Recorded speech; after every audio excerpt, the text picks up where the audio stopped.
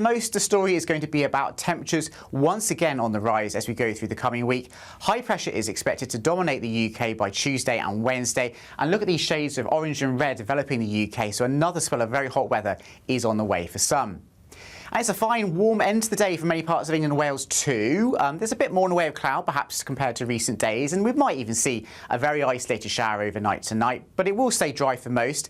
And I think in the countryside we could actually see temperatures get down to the high single figures once again, but generally a milder night compared to last night, lows of 15 to 17 degrees in the south in the main towns and cities. A different story further north though, a wet night for Scotland and Northern Ireland. And whilst by the morning skies will have brightened a little bit across northern Scotland with some sunny spells, still quite breezy here with one or two showers coming into the northwest of Scotland. Then we run into the more persistent rain across Northern Ireland, southern Scotland and northern England. So a fairly wet morning to come here. Otherwise though, England and Wales will see mostly bright if not sunny conditions first thing on Sunday morning, and it's set to be another dry, bright day across many southern parts of the UK with lots of strong August sunshine and a hotter day as well. So by the afternoon, temperatures into the low 30s for some southeastern parts of the UK.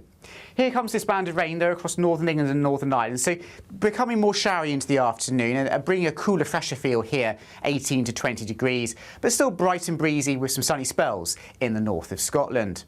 Now by Monday, high pressure is starting to build across the UK, so whilst there'll be a few showers across Shetland and Orkney, most areas will have a dry day, a mixture of cloud and sunny spells, and once again feeling very warm in that strong sunshine, highs in the middle to upper 20s Celsius. But the heat really builds on Tuesday and Wednesday, particularly across England and Wales, with the low 30s or mid 30s possible in places. Expect warm spells with the odd rude interruption.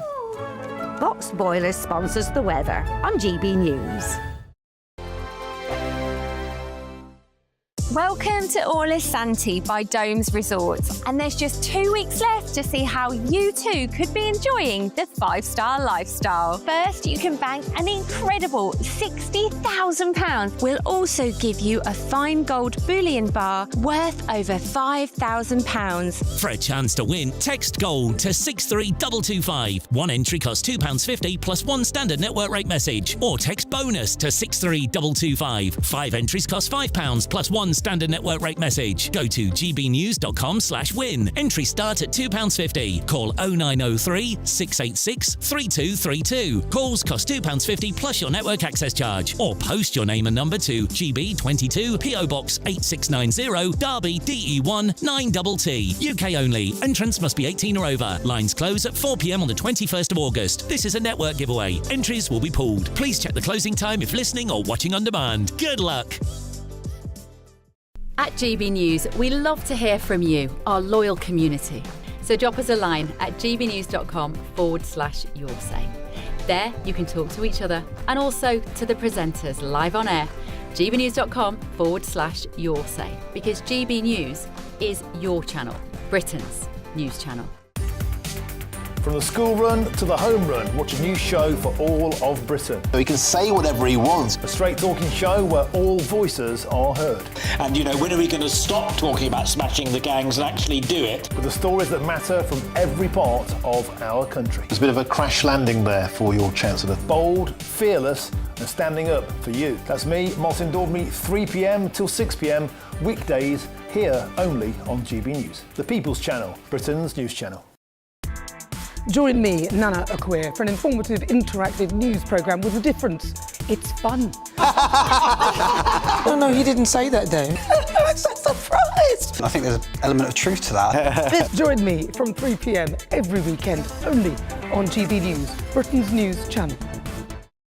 Hi, I'm Michelle Dewberry, and my show is your opportunity to cut through all the noise and dive in headfirst to some robust debates. Ideas clash. Situation, isn't it? Because the failure is... You're deliberately avoiding my point. Nothing's held back. And if you think this is the end of it, wait for more. And we do not shy away from the difficult stuff. Sometimes I want to shake people and say, if only you understood. So join me on Jubes & Co. weeknights at 6 p.m, only on GB News, Britain's news channel. Breaking news, live updates, stories that matter. From the heart of the GB newsroom to every corner of Britain, with our team of dedicated journalists across the UK. GB News bulletins are there to deliver the latest news that matters to you. Bulletins on GB News, the People's Channel, Britain's news channel.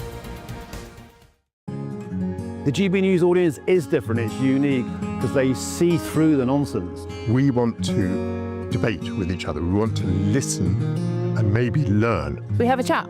That's what we do. We try and have a chat. They'll watch my programme while they're eating their tea, they'll watch breakfast while they're busy getting their kids ready for school. We want to hear what matters to you, what is news for you.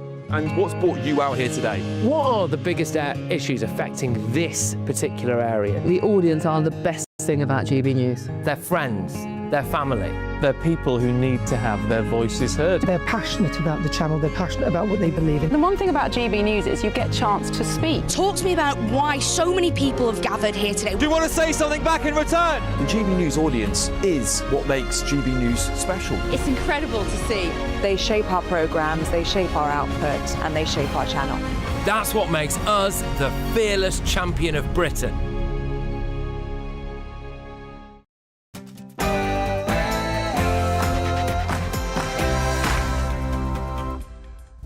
Good evening, it's 9 o'clock. I'm Alex Armstrong. Tonight, a GB News exclusive. I'm exposing the secret deal between a massive British company and a migrant charity. Thousands of free SIM cards handed out, tens of thousands more freebies still flowing. Don't miss that one.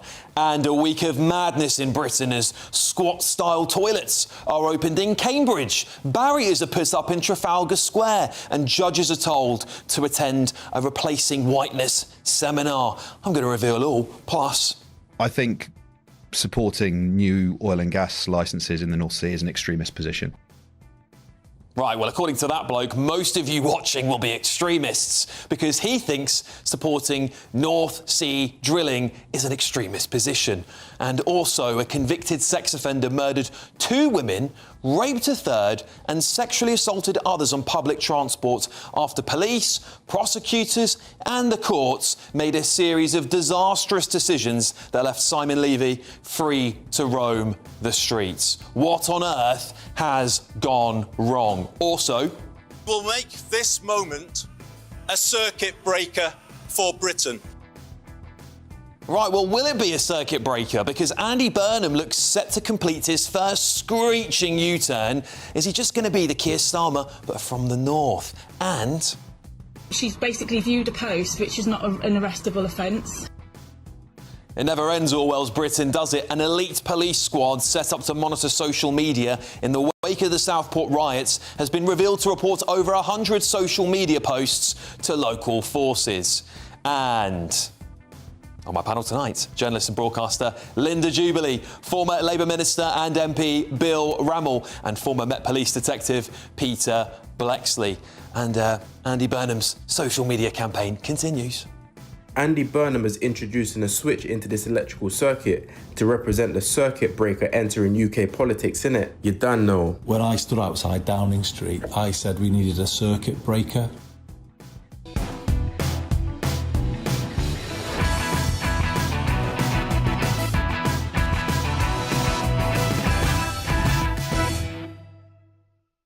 Squat-style toilets in Cambridge. How do you feel about that? A Labour council has installed 3 toilets where you can squat to use the loo. I mean, nothing screams assimilation better, does it?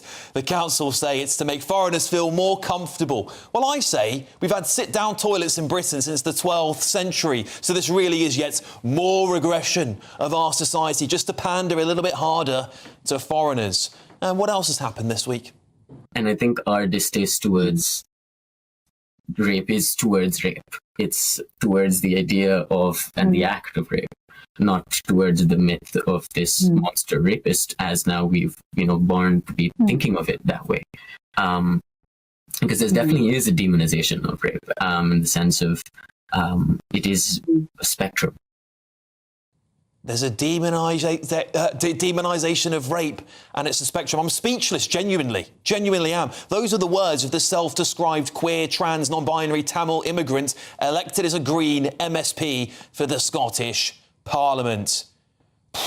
Right, what else? Oh yes, an upgrade to Trafalgar Square. Built originally, of course, in honour of Nelson, who defended us from the invasion of Napoleon. Now, Trafalgar Square is defending British people from what I can only assume are acts of terrorism. Oh, yes, there is more. Reform has a woman problem. What is a woman? Absolutely absurd. You can't pick it up as one of the deputy leaders of the Green Party there. You just have to laugh, don't you? Because if you don't, you're going to cry. And... Do you want another one?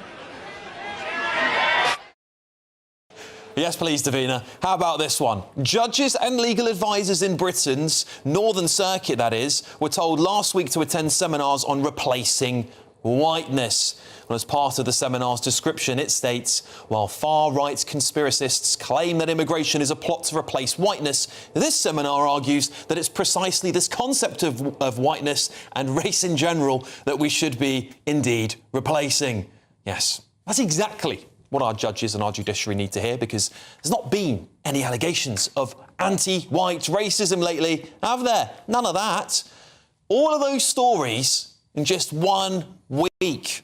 Anyone watching this from abroad will see just how insane this country has become. It's not even abating all of this madness. It is seemingly getting worse. What on earth has happened to this country? I want to get the thoughts of my panel on some of these stories. Journalist and broadcaster Linda Jubilee, former Labour Minister and MP Bill Rammell, and former Met Police Detective Peter Blexley. All right, look, Peter, I'm going to start with you on what I think the most bonkers of those stories is. There's a lot there, but one of the most bonkers things was that squatting-style toilet in Cambridge. It has set social media on fire. Thomas Crapper must be spinning in his grave. I mean, really. I mean, he invented it as a sanitary, more hygienic way of defecating. Yeah. And I challenge anybody to say that squatting, especially if somebody's rear end is as unpredictable as mine, would be remotely more hygienic. It's just another erosion of our culture. It's mad. And a very important part of our culture. But I tell you what, I lived in Hong Kong for 5 years, and when I first got there, they were disgusting, some of them, but all these holes in the ground. Oh, and fair enough, that's what you do. But as Hong Kong progressed, they got rid of all of those toilets. Of course. And put ordinary toilets in. But that's exactly the point. So I remember, I'm a Francophile, right, but I remember going to France for the first time as an 11-year-old and horrified that you're pooing into a hole in the ground. And the French have done away with it. And the idea that you attract foreigners by going in that direction, I just think is bonkers. You know, foreign people come here to experience what it's like to be in Britain. Yes, exactly. Night elsewhere. Yeah. And the funny thing is, somebody, when I posted this, I just said something like, this is absolutely absurd. And someone put a community note going, this is continental-style toilets. I was like, I don't really think the continents had these style toilets. Well, they did 50 years ago. Yes. But Not for anymore. For a long time. We've sort of moved on. And I think we even had the flushable toilet here in the 1500s. So I think to regress backwards to make people feel more comfortable just seems like a bonkers thing to do. Right, look, this other thing that got me was this green MSP this week, Peter. And I think this video's gone quite viral today, actually. I think he's on a podcast or something, talking... I want to say... I apologise if I'm misgendering this person, because I know they describe themselves in many different genders. But, Peter, rape is a spectrum. There's a demonisation of rape. I mean, I think people were going to find this utterly mental. What a disgusting thing to say. How must every victim of that pernicious, odious, vile, repugnant, repulsive, disgusting crime of rape feel? Shame on that, whatever it is, whatever it identifies as, whether it's a pomegranate or I really don't know. I mean, it's absolutely appalling. Yeah, and I just think, given we talk about... we're talking about early release at the moment, Linda. We've been talking about the grooming gangs for the last year. We see these stories now in the press almost daily. It's obviously quite a rape epidemic out there. I personally believe it's irresponsible for a politician, someone elected to an office, even if it is the devolved Parliament in Scotland, to be making those kinds of comments. Okay, I just want to ask you, could you actually understand anything he was saying? Well, I had to watch it back a few times because I was actually just blown away by the absurdity of it all. I had several goes because I just think he can't put a whole sentence together to start with. Yeah. Before you get onto the actual content of what he's saying, I don't agree with it at all. I don't know what point he's trying to make. Well, he said that this is out of context, and I'm sure we'll read a right of reply from this, but he's not here to defend himself or herself or itself. I don't know where to go on this. But Linda, this is the thing, right? I think many women will be looking at that going, what do you mean rape is a spectrum? Rape is rape. Yeah, it's ridiculous. I mean, politicians occasionally get themselves into trouble over this one because they have, of all parties, I've heard them all do this, put rape into categories of, you know, the worst kind of rape and then rape that's not quite as bad. I've heard it uttered several times. Now, to a woman, rape is rape. That is all there is to it. And frankly, it's getting harder and harder for women and girls, for example, on public transport, to actually feel safe sometimes with the amount of harassment and bothering and a downright violence that occasionally happens. I don't think this is a sensible person to have commenting on this at all, apart from the fact that I still don't understand what he was trying to say. Yeah, Bill, what do you make of this? I mean, it's a bonkers thing, it's isn't it? utterly repugnant. I think what this person was trying to say was that no doesn't always mean no, which is wholly wrong. And it is an example, forgive me, and it is going to be party political, of the level of extremism that exists within the Green Party. You know, my party under Corbyn was stuffed full of dreadful extremist anti-Semites, and they've morphed into the Green Party. And it's an example as well of where trans extremism butts up against the rights of women, and it's utterly unacceptable. I'm sure the Green Party, by the way, would vehemently reject those claims and say that they're perfectly sensible. But I mean, can I just say very quickly, later on in the programme, we will be talking about someone who was actually convicted of a heinous crime only this week. And that's what we should be talking about. We should be talking about how we keep women and girls safe, about how we, catch these predators and how we sentence them and how we deal with them. This kind of discussion is irrelevant and insulting. Let's move on to one of... I mean, there's so many here. Again, we had to go through all of them because it's mad. Peter, Guido Fawkes reporting that these judges in the Northern Circuit are being encouraged to attend a seminar about replacing whiteness, and I think the seminar is basically saying, actually, we're going against the idea that immigrants are replacing white people, but to do that we need to break down and destroy what whiteness means, which I think is, in my opinion, doing the exact opposite, and it's encouraging people who genuinely think this is a big that skin colour is a big problem on the right. They're going to point it and go, yeah, that's exactly what we're talking about. Yeah, let's just make ourselves aware here that the people that attended this seminar are not only judges, so district judges, judges sitting in the Crown Courts, also tribunal judges, immigration tribunal judges and the such like. And I remember a front page from the Daily Mail some years ago when it had a number of judges on the front page and it splashed enemies of the people or enemies of the state. I think we could probably supplant that Daily Mail front page with a picture of a few of these people that went to this seminar. What on earth are they talking about? The elimination of whiteness and challenging that culture. What utter puerile drivel. And these people sit in judgment. Heaven help us. Bill, what do you make of that story? It's an interesting story, isn't it? It's interesting that these seminars take place still and that they're still sort of endorsed by the judiciary. Is there a place for them? Well, look, I get where they're coming from. It's about structural inequality and challenging that. But when you start using language like replacing whiteness, you're talking about...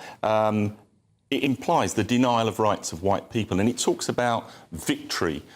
It implies victory over white people. And that's not only wrong, I think it's utterly alienating for the vast bulk of ordinary, decent people. And it, frankly, gives grist to the mill for the racists and extremists within Restore UK who want a notion of British purity based on whiteness. But it's totally wrong. It also serves as an inspiration almost for people to take to the streets and demonstrate. Look at Thetford this week. Now, of course, anybody who threw eggs, bit a police officer, that kind of violence is a complete idiot. But you can understand why people who had genuine concerns and wanted to go and peacefully demonstrate do that. And when they see articles like this, it merely, I'm sure, just inspires more. What about this judiciary stuff? Yeah, because I think what troubles me is in British life at the moment, I think we ought to be concentrating on professionalism and diligence and hard work and getting our jobs right and increasing a level of professionalism. And I think now back to the dreadful case of Henry Novak, where we discovered that Hampshire Police had run diversity and inclusion courses for 6,200 of their staff over 3 days. And they were all asked for feedback, and some of them said if they didn't agree with what was going on in those workshops or meetings, they felt their career chances would be harmed. I think in this country, it's time we got back to straightforward professionalism, diligence, and managing our reputations properly, instead of doing these things which are, I agree with Bill, you do have a point there, but they are peripheral to the core job that has to happen in this country. Yeah, in all sorts of areas. I just feel like people want the judiciary to be completely neutral and just interpret the law, not have such involvement in culture wars, which is basically what I blow this down to. It's culture wars. It's one side trying to fight the other. And I don't think the judiciary has a place in all of that. Let politicians do that job. That's not where the judiciary are. And I think many people feel the judiciary has become very political. That's right. And they have enough trouble sentencing at the moment, even with all their complicated sentencing guidelines. You know, I remember that, yeah. It should be absolutely, you know, their job is to... The jury comes in with the verdict goes to the judge, and the judge then makes... the judge then makes up their mind based on the information before him in a rational way. Let's just do one more, shall we, before we wrap this up. Trafalgar Square. Well, hopefully we can put the picture up again and just to remind you of that. Bill, this is one of our most famous landmarks. It's got these abhorrent monstrosity sort of archways in it now and barriers around it, because people, I'm assuming this is, I might be wrong, I hope someone corrects me if I am, but I'm assuming these barriers are to protect people from acts of terrorism. It's to detect bird food, because you're not allowed to feed the pigeons. That would make sense. I wouldn't put that past Westminster Council. I really wouldn't. Yeah. But yeah, they are a monstrosity. I walked past them on Wednesday. They look ghastly. Yeah, but come on. I mean, you know, we live... You know, people have been murdered. Politicians have been murdered. There are terrorist attacks. Unfortunately, you have to take preventative action to try and stop that. I know, and I think the argument to that many people will say, Bill, is that why should we have to live like this? This is living in fear of terrorism. I guess it is proactive. I'd much rather people had their lives, but I think a lot of people will say, look at what's happened. Why do we have to live like this? This is really sad. It's really sad that our most famous landmark, that for hundreds of years people could walk into this area freely, and now fearing for their lives as they enjoy their day. I think that's how many people will feel. Well, you know, as someone who was an MP for 13 years, I can relate to this, right? You know, when I was elected, police officers were there, but not unarmed. Now, you walk onto the Palace of Westminster and every police officer is carrying a weapon. It's an indication of the scale of the threat that we face. The times in which we live. I mean, I hate it. They look hideous, absolutely hideous, and it's such a splendid location, famous all over the world. You know, Nelson's Column, everything. It's just a focal point for Londoners. But you look at that picture now. I mean, it is just awful. Yeah. Surely there could have been a better way of doing it anyway. I wonder if they're there for a specific event or whether they're going to be a permanent fixture. I was looking into it. I couldn't find anything specific, but perhaps that will come to light. But we'll see, Peter, won't we? Maybe just because somewhere it is busy. Maybe that's why they've put... But the rot started when they stopped us feeding the pigeons. When Boris rounded them all up. There was no problem with feeding the pigeons in Trafalgar Square. It was great fun. The kids enjoyed it, and they stopped all of that. I remember running through it. It's coming back to me. Ken Livingstone got it in the neck for trying to take action against the pigeons in Trafalgar Square. Had it in the neck as well for rounding them up on the tube, hasn't he? For culling them on the tube. So there you go. Obviously, we love our pigeons. Maybe we just want more of them. Want more of them. Anyway, look, let's read out some... it's a bit of balance here. The Scottish Greens MSP Q Mani Vannan, I think I said his name hopefully correct there, said this. This clip has clearly been misrepresented and taken out of context from a much longer interview.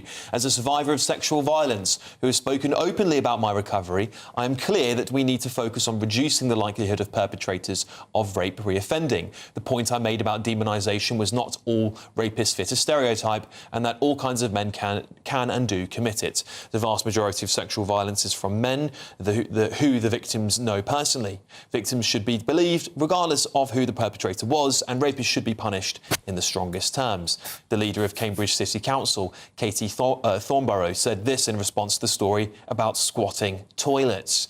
As they are located at one of the key entry points to the city for coaches bringing international tourists to spend time in the city, we wanted to provide suitable facilities to meet the demand, with a range of toilets to choose from, including a number of the squat toilets that many international visitors prefer. We have reached out to the Greater London Authority and the Mayor of London's office about the security barriers in Trafalgar Square, and we've also contacted the Northern Circuit judges. We're going to bring you those responses when we get them. Time now for a Great British giveaway. As you know, just a couple of weeks left. 60 grand, tax-free cash, and that's gold bar. I think everyone wants the gold bar. Here's Hayley Sparks. Welcome to the Yellow Sea Restaurant at Paula Santi Domes Resort. We've been enjoying a golden summer, and you could be celebrating a golden win. Cheers. There's 2 fantastic prizes to be won. First, an incredible £60,000 in tax-free cash that you can spend on anything you like. Treat yourself to the ultimate in 5-star luxury, or save that cash for a rainy day. Plus, if that wasn't enough, we'll also give you a fine gold bullion bar worth over £5,000. It's a total prize value of over £65,000. Just make sure you don't miss out, as lines will close on the 21st of August. There's one guaranteed winner, and that could be you. So get your entry in, and best of luck. For a chance to win, text GOLD to 63225. One entry costs £2.50 plus one standard network rate message. Or text BONUS to 63225. 5 entries cost £5 plus one standard network rate message. Go to gbnews.com/win. Entries start at £2.50. Call 0903 686 3232. Calls cost £2.50 plus your network access charge. Or post your name and number to GB22 PO Box 8690 Derby DE1 9TT. UK only. Entrance must be 18 or over. Lines close at 4 p.m. on the 21st of August. This is a network giveaway. Entries will be pooled. Please check the closing time if listening or watching on demand. Good luck. Well, we've just heard from the Greater London Authority about the security barriers in Trafalgar Square, funnily enough. A spokesperson for the GLA said this: following the recent rise in the national UK threat level, temporary additional measures have been installed on the south-east and south-west corners of Trafalgar Square to improve safety for the public. The measures will be replaced by a permanent scheme, more in keeping with the square's heritage next year. Oh, OK. Well, there you go. Coming up, we're going to talk about the Met Police's abysmal failures that allowed a man branded a modern-day Jack the Ripper to kill 2 women. It is astounding stuff. But next, I think supporting new oil and gas licences in the North Sea is an extremist position. well, we're going to debate whether people who support North Sea oil drilling are extremists. I guess that includes me too. That's coming up next.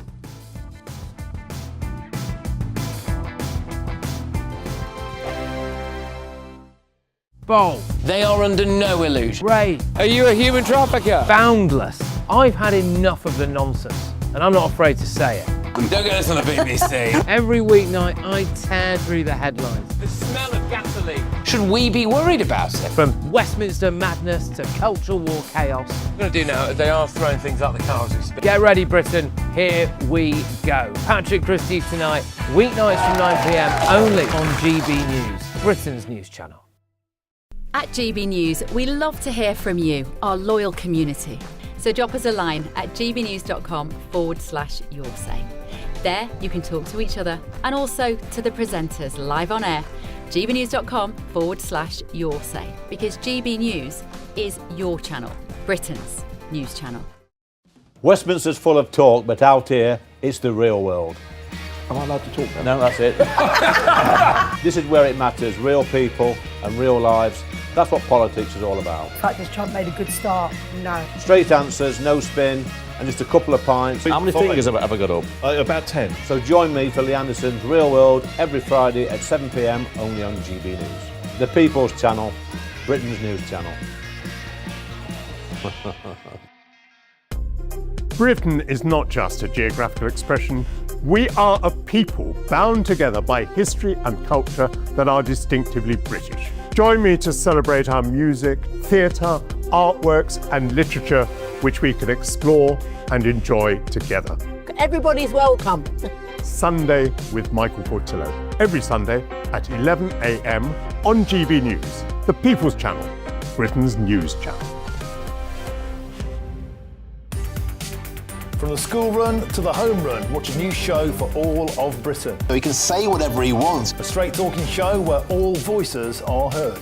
And, you know, when are we going to stop talking about smashing the gangs and actually do it? With the stories that matter from every part of our country. There's a bit of a crash landing there for your Chancellor. Bold, fearless and standing up for you. That's me, Martin Daubney, 3 p.m. till 6 p.m, weekdays, here only on GB News. The People's Channel, Britain's news channel.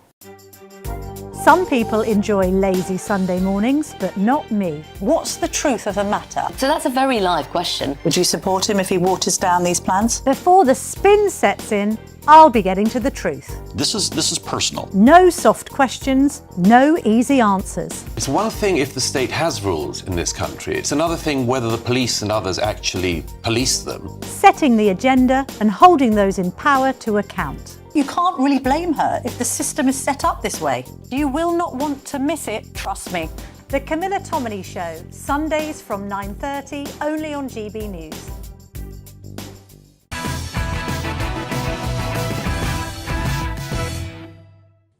All right, well, the Prime Minister has previously announced plans for new oil and gas drilling in the North Sea.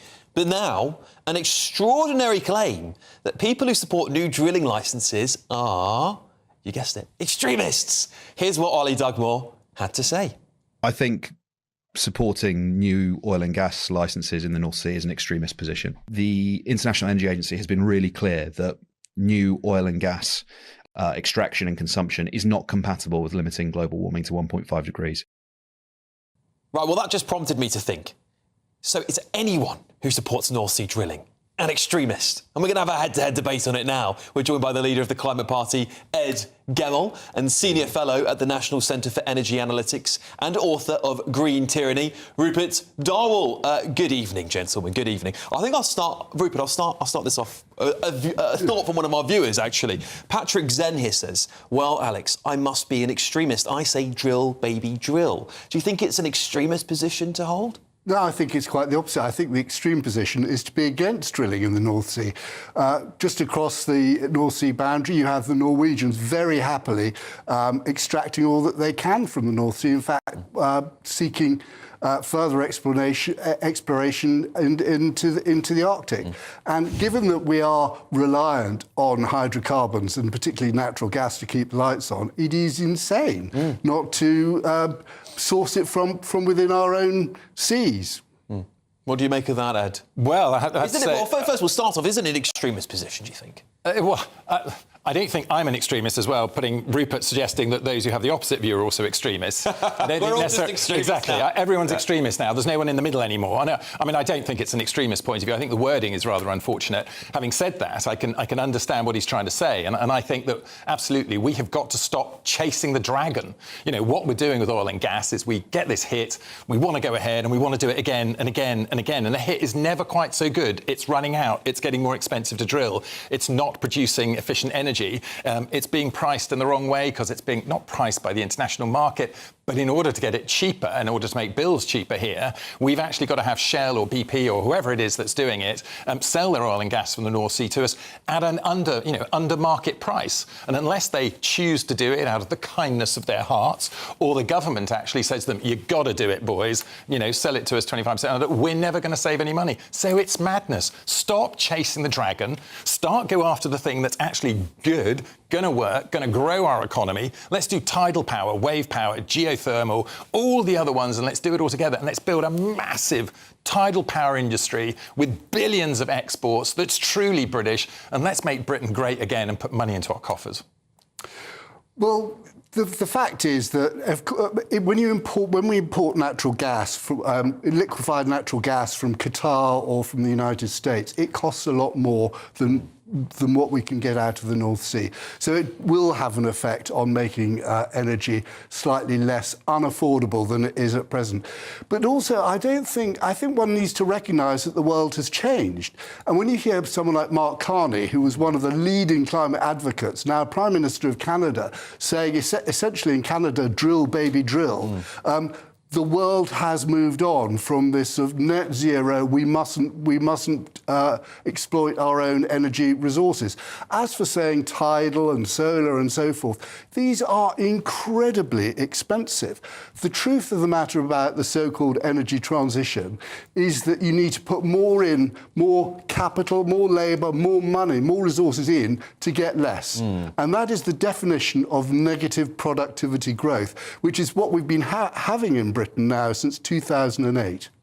Is there a case to be made here, Ed, that when we talk about particularly what the Norwegians sell to us, because I think Donald Trump is constantly talking about this. He's saying, you're buying off of Norwegians who are drilling in the North Sea. We then have to buy. It costs the taxpayer even more money to do that, obviously, because if we were drilling, at least we could subsidise things in some way and do what they've done and create a sovereign wealth fund, which you could then use to fund all the expensive projects that you want. We should have done it 30 or 40 years ago. So, totally sensible. It should have been done before. There's lots of should-haves which we could be debating. In terms of going forward, not the right thing to do. And I know I use this analogy of chasing the dragon, but we're going for a fix that's only going to help us for a short period of time.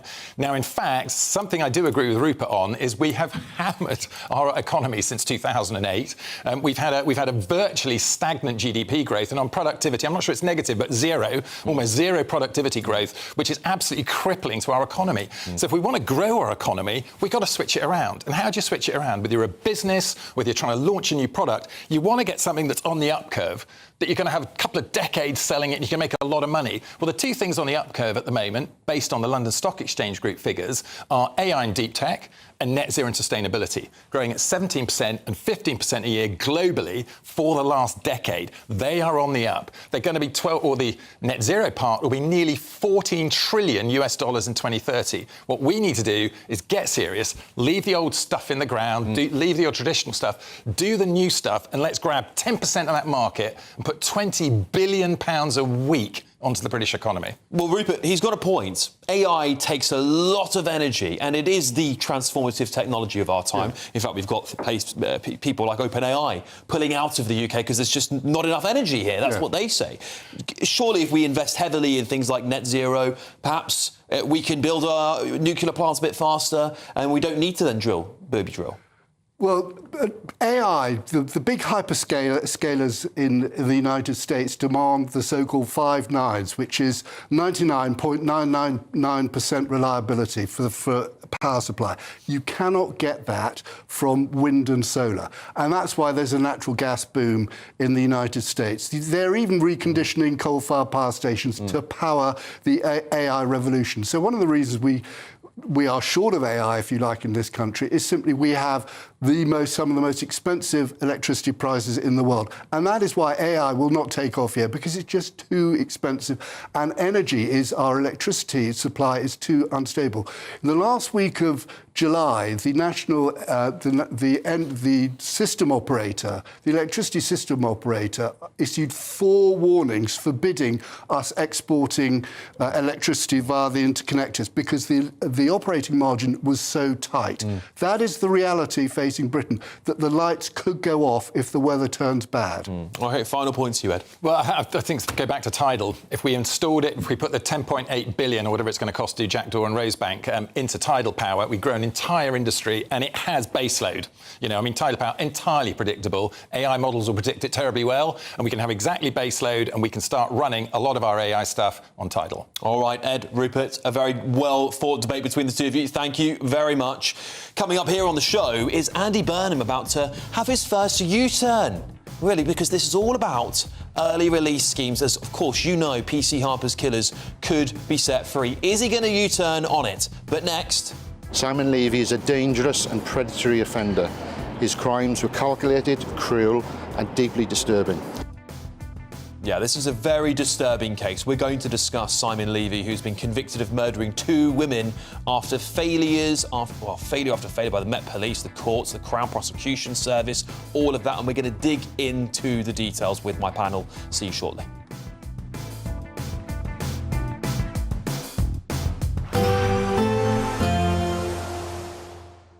I hope we haven't forgotten anything. Travel insurance, I tick that box. Yeah, but remember what you forgot last year. All Clear Travel Insurance sponsors GB News Travel Destinations Forecast. Another heatwave on the way for many parts of Europe, this time from France through Central Europe into Italy and some eastern parts of Europe. An extensive heatwave, temperatures into the high 30s, if not low 40s in places. Actually, Spain, not so hot, especially around the coast. More pleasant here, but it's going to be very hot through France with some thunderstorms developing. Italy, over the next few days, temperatures getting up to 40 Celsius in Rome. All Clear Travel Insurance sponsors GB News Travel Destinations Forecast. Good evening and welcome to your latest GB News weather update from the Met Office. There's some rain on the way for some of us tonight and indeed on Sunday, but for most the story is going to be about temperatures once again on the rise as we go through the coming week. High pressure is expected to dominate the UK by Tuesday and Wednesday, and look at these shades of orange and red developing in the UK, so another spell of very hot weather is on the way for some. And it's a fine, warm end to the day for many parts of England and Wales too. There's a bit more in the way of cloud, perhaps, compared to recent days, and we might even see a very isolated shower overnight tonight, but it will stay dry for most.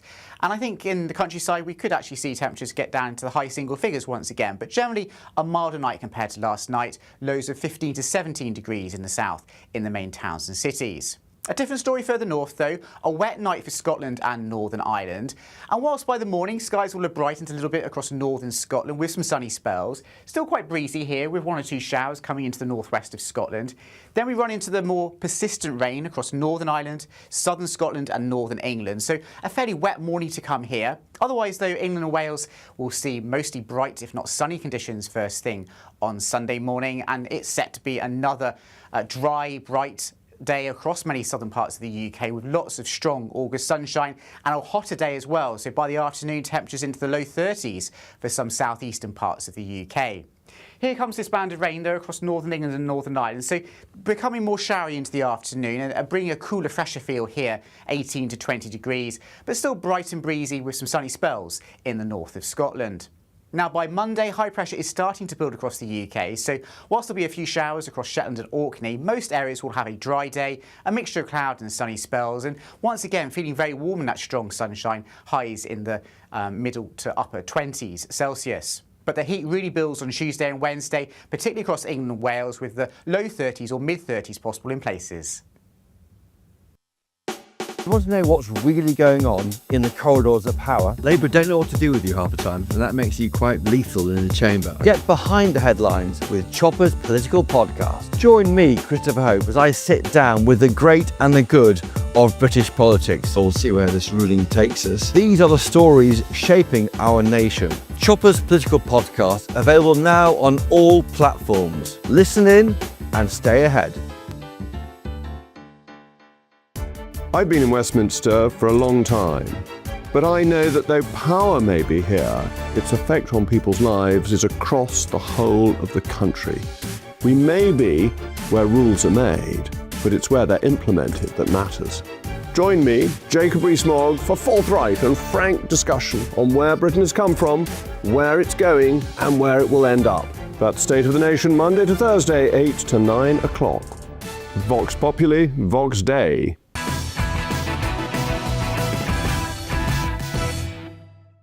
Well, a serial sex offender has been found guilty of murdering 2 women and raping a third after a series of catastrophic failures left him free to keep on offending. Simon Levy murdered Carmenza Valencia, Trujillo in March 2025 and Cheryl Wilkins 5 months later. His risk level was downgraded because of his poor eyesight, despite a history of sexual offending. Detective Chief Inspector Neil John said Levy's targeted vulnerable women in secluded areas of London. Take a listen to this. Simon Levy is a dangerous and predatory offender. His crimes were calculated, cruel and deeply disturbing. Throughout the trial, he has shown complete disregard for the victims and victim survivor, despite being fully aware of the lasting and devastating impact of his actions. Yeah, I've got my panel here to talk about this, and it really is quite a disturbing case, isn't it? Because it's a multitude of failures across different institutions that are designed to keep us safe, Peter.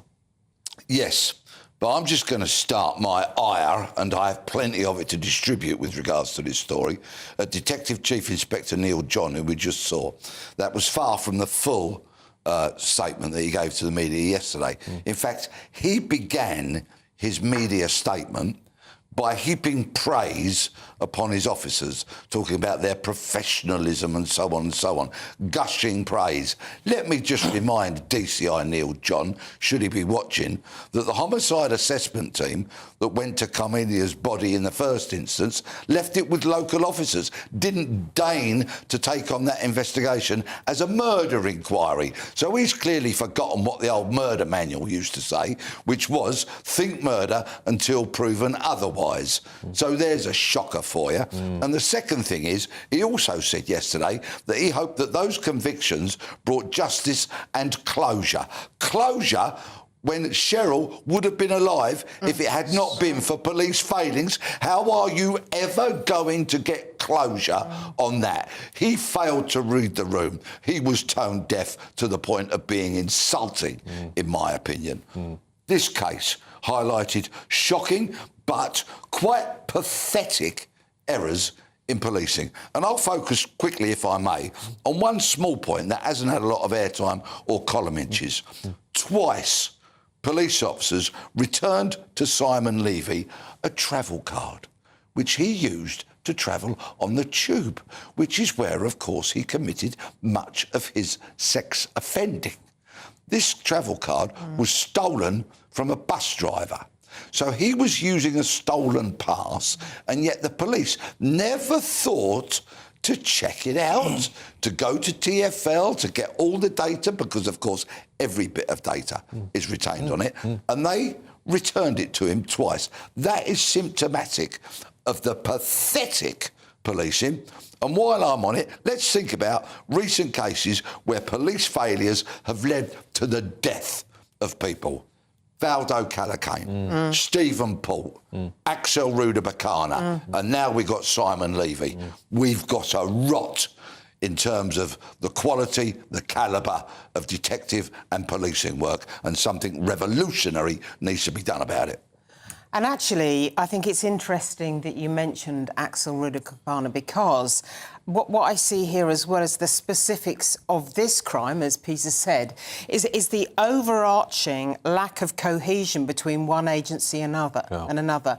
The biggest criticism of all, apart from the nature of the heinous crime in Southport, is that there were 6 agencies involved in that, and no one was talking to each other. And what you can see here in this crime is you've got the Crown Prosecution Service, you've got the police force, you've got the British Transport Police, you've got several groups of people, none of whom are working together. They are all individually in their silos trying to abdicate responsibility. The fact, and this is one really distressing thing I picked up on, British Transport Police Head of Crime Peter Fulton says there's a fine line between going on a fishing expedition and breaching someone's human rights.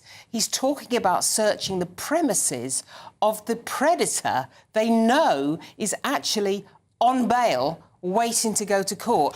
That's not a fishing expedition. And to say there's a fine line between being on a fishing expedition and breaching someone's human right, that is a failure to understand a concept and the failure to understand the English language. Pathetic. Bill?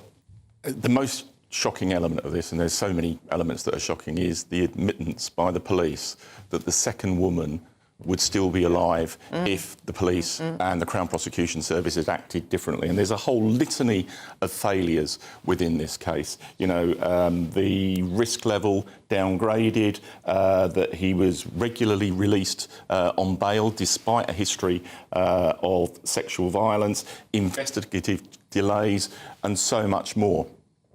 And it needs to change. Put this alongside the recent Blunkett-Herbert review of policing, which talks about a failure of leadership, which talks about a failure of training, which talks about a too narrow talent pool to lead, particularly in the position of Chief Constable.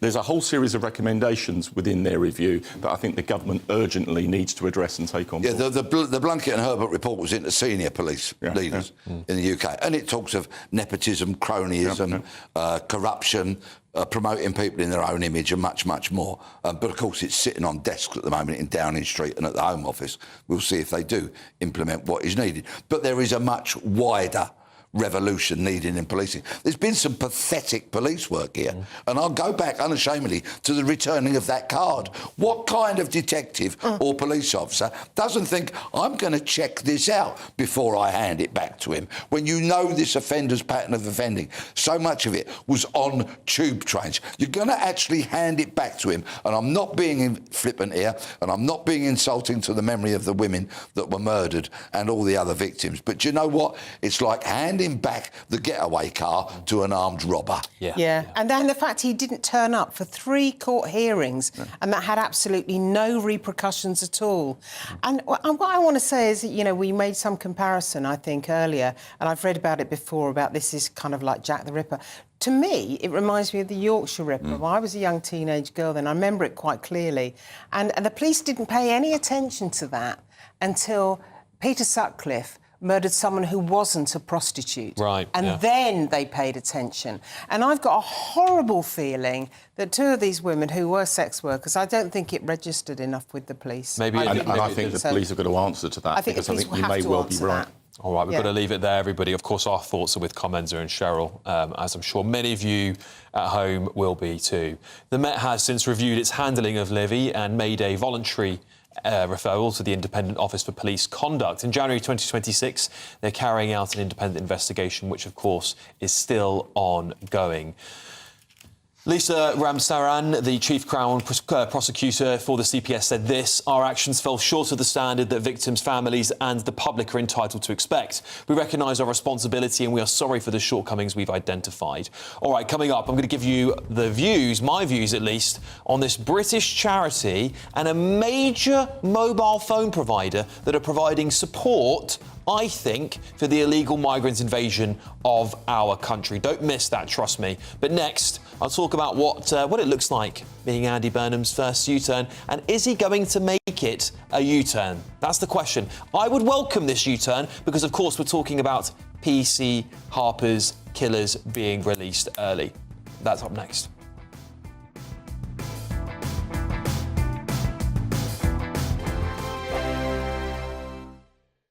This is GB News, Britain's news channel. Well, Charlie, as most of the viewers know, I would be involved in agriculture. This isn't quite agriculture. It's quite close to it, the cousins of. A lot of things that go on in agriculture are on display here. Thousands of people coming to this site, Ragley Hall, just about 45 minutes out of Birmingham. We are the modern ruralists, and here today we have the craft yard. We've got 9 different crafts, all demonstrating what they're up to. Here we have the wheelwrights, and they're bonding a wheel here. So this is an ancient craft that's been going for about. Barney Murray's a bit of a legend, quite frankly.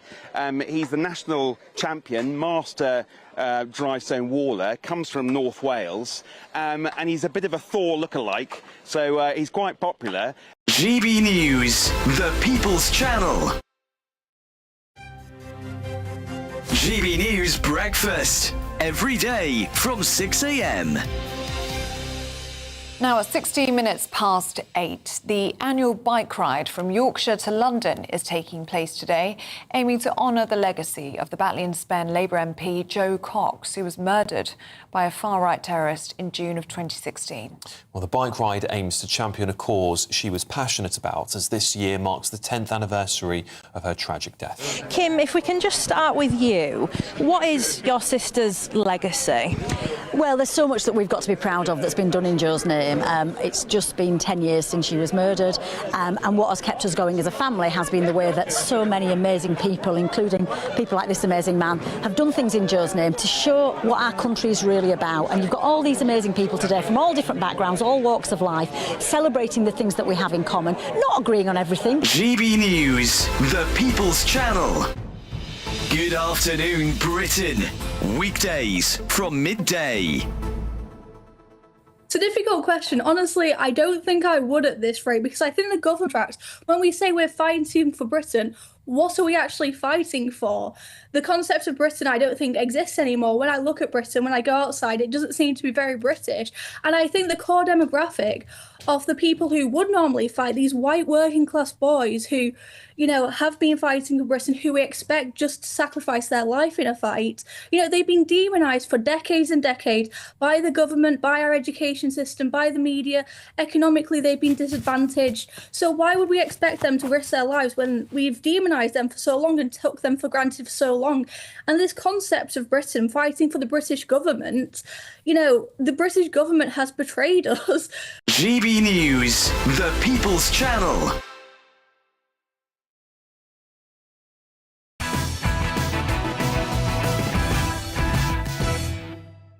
Well, Andy Burnham, follow the trend set by his predecessor, Keir Starmer, and make yet another U-turn. Well, despite previously insisting there was nothing he could do, the Prime Minister is now considering blocking the early release of two men, of course, who murdered PC Andrew Harper. They're among around 5,000 offenders due to be released early under the government's controversial scheme designed to free up desperately needed space in Britain's overcrowded prisons. But with public anger mounting, and it's now, Peter's actually just done the maths for me, it's 814,000 on Change.org, a petition calling for Harper's killers to remain behind bars, right? That is where we're at now, 814,000 people.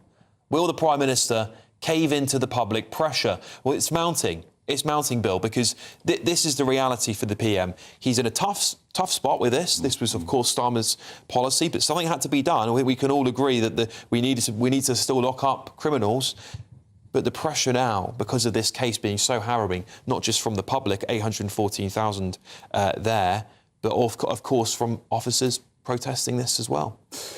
Let's have a reality check. We are where we are because the last Conservative government only built 500 prison places compared to 28,000 under New Labour over 13 years. And that's why, if there isn't early prisoner release, the system will collapse. And what that will mean is that newly convicted criminals, murderers, would not have a cell to put them in. And no responsible government can allow that to happen. Now, just before you move on, though, Bill, because you know, I've challenged the Tories on this many times on the government round in the mornings. However, we're 2 years in. You know, we're 2 years and there's no progress on these prisons. We could get through another parliament without them building the prisons. That's not true. They're being built, but it takes years to build a new prison. And, you know, people might not like that, but that's the reality of the world. Now, the review that Andy Burnham initiated has led to 1,000 sexual criminals and child grooming gang people being excluded from early release. My understanding of the challenge around this case is how you single out these two individuals without collapsing the whole of the early release scheme. And if that happened, nobody would thank the government for ultimately getting to a situation where there are no prison places to lock up serious criminals.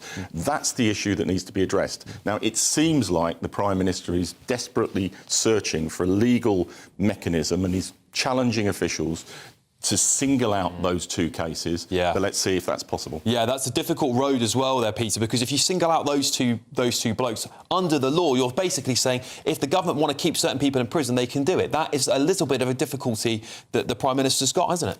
It's a very unique case. I can't think of anybody else who's locked up for the manslaughter of a police officer at the moment. So surely the legal minds can find a way. I think this 814,000 plus people that have signed the petition are clearly angered by the prospect of these people being released. But I also think there's an element of it being a public opinion poll on the criminal element of the traveller community, because I think some people feel very strongly about that as well. Very, very much so. I hear that quite a lot. Linda, what do you think? Yeah, I think Peter's hit on the point there that this is a very specific, maybe unique crime.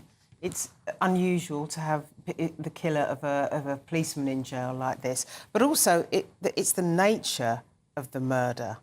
I mean, this is something that truly horrified everyone. It was utterly awful. So I think if you've got a very, very specific crime, there must be some way under the law of being specific about two people that can be held in prison Of course, the real shame of all this, and this situation wouldn't have come about if they'd been given appropriate sentences. They got pathetically lenient sentences. These two of 13 years and the driver of 16 years. Absolutely inappropriate, pathetically lenient sentences for which you can thank the Sentencing Council, every left-wing, liberal, fluffy, woke, progressive idiot within the criminal justice system that doesn't want to see people locked up for the proper amount of lengths that they should be, and of course the judge. Yeah, we've got to leave it there, unfortunately, guys, but I know that rightfully so, a lot of people, hundreds of thousands of people, are really angry about this, and I understand why. The horrible smugness you saw of those lads laughing and sneering just makes everyone feel sick, doesn't it, quite frankly? Lots of you writing in, and I will get to some of your comments in the next hour or so. Just want to thank all of you for increasing our radio listeners here as well. 155% up on this show year on year, so thank you all for listening at home. Next, the GB News exclusive. I'm exposing the secret deal between a massive British company and a migrant charity. Thousands of freebies, SIM cards, all the things still flowing. Stay tuned. Do not miss it.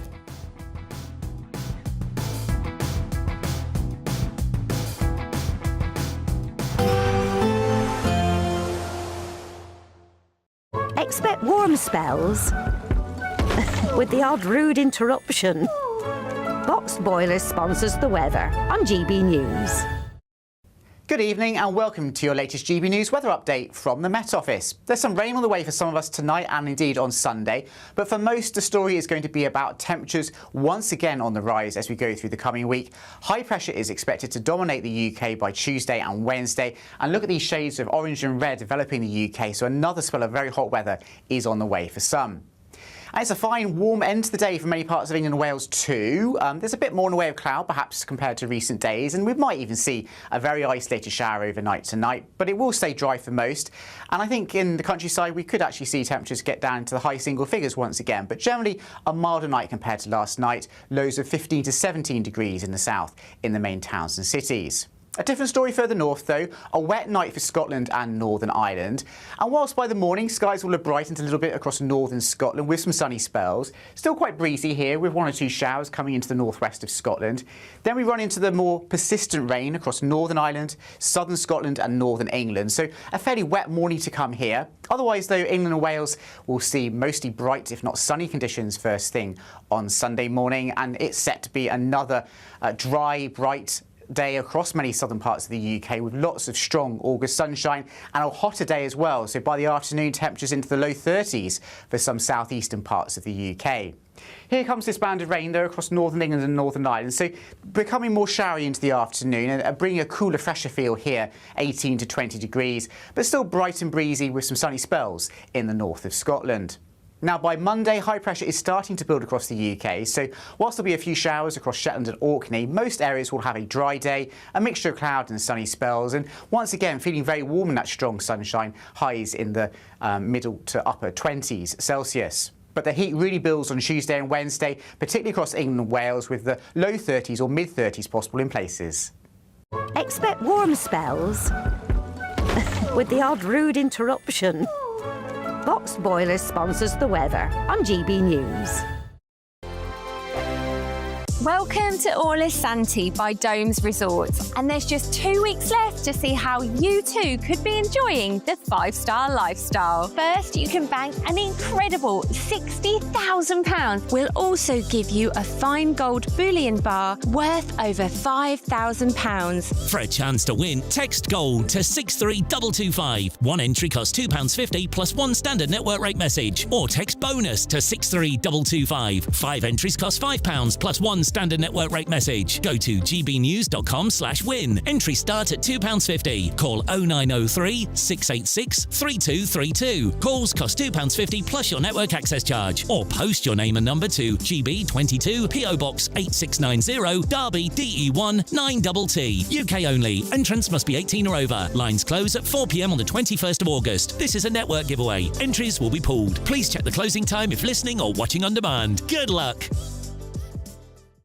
I've been in Westminster for a long time, But I know that though power may be here, its effect on people's lives is across the whole of the country.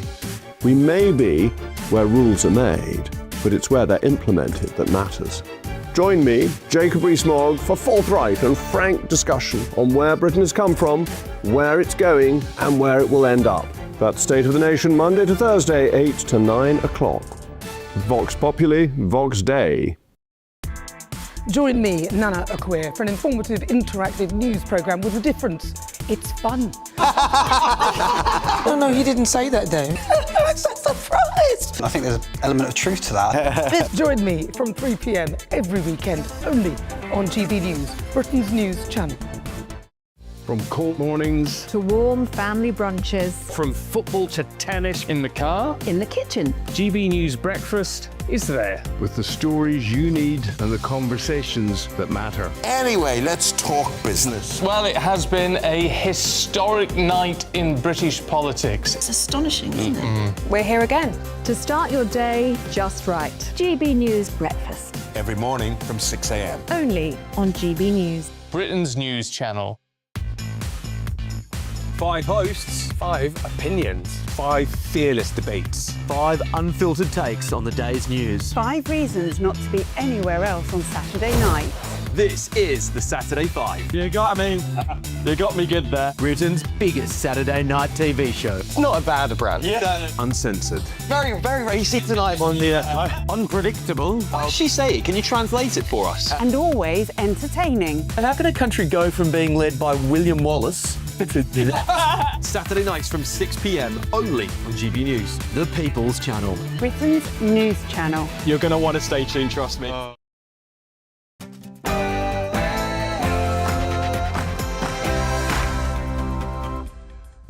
Good evening, it's 10 o'clock. I'm Alex Armstrong. Tonight, a GB News exclusive. I'm exposing a deal between a massive British company and a migrants charity. Thousands of free SIM cards handed out, loaded with data. Tens of thousands more freebies are still flowing. And she's basically viewed a post, which is not an arrestable offence. Orwell's Britain is well and truly still in full swing, isn't it? An elite police squad set up to monitor social media in the wake of the Southport riots has been revealed to report over 100 social media posts to local forces. Well, joining me to talk about all of this tonight, journalist and broadcaster Linda Jubilee, former Labour Minister and MP Bill Rammell, and former Met Police Detective Peter Blake. And Andy Burnham's social media campaign is continuing.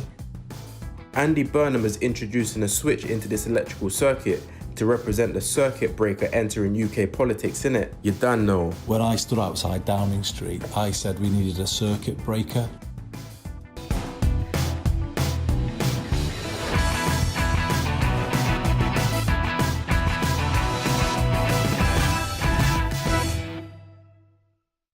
Another massive expose on a British charity and a major mobile phone provider supporting the illegal migrant invasion of our country.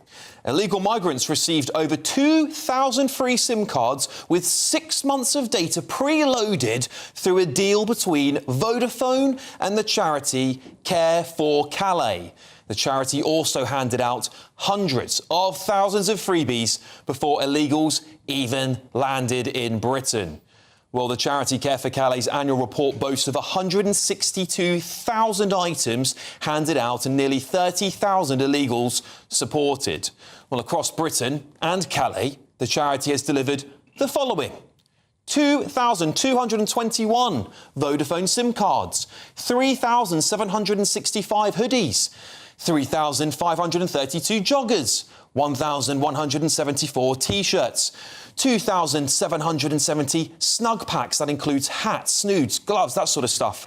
1,173 Ramadan food packs. 1,169 weatherproof items of clothing. They also had 25,807 unique instances of an individual accessing their services, including these: 3,367 haircuts, 13,554 phone charging services, 7,124 English lessons, 467 sewing repairs. and 1,295 bike repairs. Where on earth are they getting the bikes from? This is far more than anything a British person struggling in our country, which there are many people right now, would ever dream of receiving from a charity, let alone from the government. At UK military bases housing illegals, Care for Calais ran 80 drop-in sessions, 17 large-scale handouts and gave out over 23,000 freebies. New arrival packs for 1,800 people, and they also give support through WhatsApp for thousands more. Well, in Calais, they celebrate distributing another 116,000 items. They call it support for people on the move. I call it support for the invasion of our country. While British families here in Britain are struggling, really struggling with the cost of living, homelessness, of course, is climbing. Care for Calais partners with a major mobile network to keep migrants connected and gives them thousands of freebies so they can live as best as they can. Would it be a stretch to say some of them use those freebies, perhaps like SIM cards in mobile phones, to advertise how great it is to come to this country? So as our government is incrementally, and I would say it's a bit of a snail's pace, but it's getting there, tries to stop boats, charities based in this country are creating their own pulling incentive. This is treachery, in my opinion, actively working against the will of the vast majority of British people and indeed our own government. The public deserves to know exactly who is enabling this crisis, who is inadvertently encouraging deaths in the Channel, who is creating the pulling factors to come here. Isn't it time for the government to treat these charities in the same league as the people smugglers who are also aiding and abetting this evil practice? Let's get the thoughts of my panel. Journalist and broadcaster Linda Jubilee, former Labour Minister Bill Rammell and former Metropolitan Police Detective Peter Bleksley. Peter, I'll start with you. Last week we saw a French charity, and I won't get into it too much, sort of seeming to help illegal migrants as they were about to launch off to Britain. That was footage captured by Chris Philp, the Shadow Home Secretary. I'm getting the impression that these people are desperate for them to come to the UK. I confidently predict that in about 2.5 minutes, Bill the Stat, as I warmly call him, right, will say numbers are down, measures are working, OK, and that might be the case. But what every left-wing commentator that I've listened to this week, I do it so you don't have to, absolutely failed to understand that whilst the numbers might be coming down, the problem is still getting worse. 350 just over this week, over 2,000 in the previous 10 days before that. OK? And clearly, as your great journalism has shown, these people are being assisted every inch of the way into our country, onto our shores, where there is more division, more anger, more frustration, people going to the streets. And you know what? I'm surprised that it was only Thetford this week. It won't be long before people are taken to the streets to demonstrate about this issue in all its HMOs, RAF bases and all its ugliness, the length and breadth of the country. Yeah, Linda, we saw reported this morning there was at least 5 migrant dinghies attempting to reach the UK after the windy weather had abated. So Peter's right to say it is absolutely continuing on at force. But these companies and these charities, are they not stepping back to think that the optics of all of this, that they've actually got a left-wing government and that's still, in my opinion, not really doing everything it can to stop the boats? Well, they don't want to step back and have a view, so we need to get that straight right from the get-go. I've had some dealings with Care for Calais.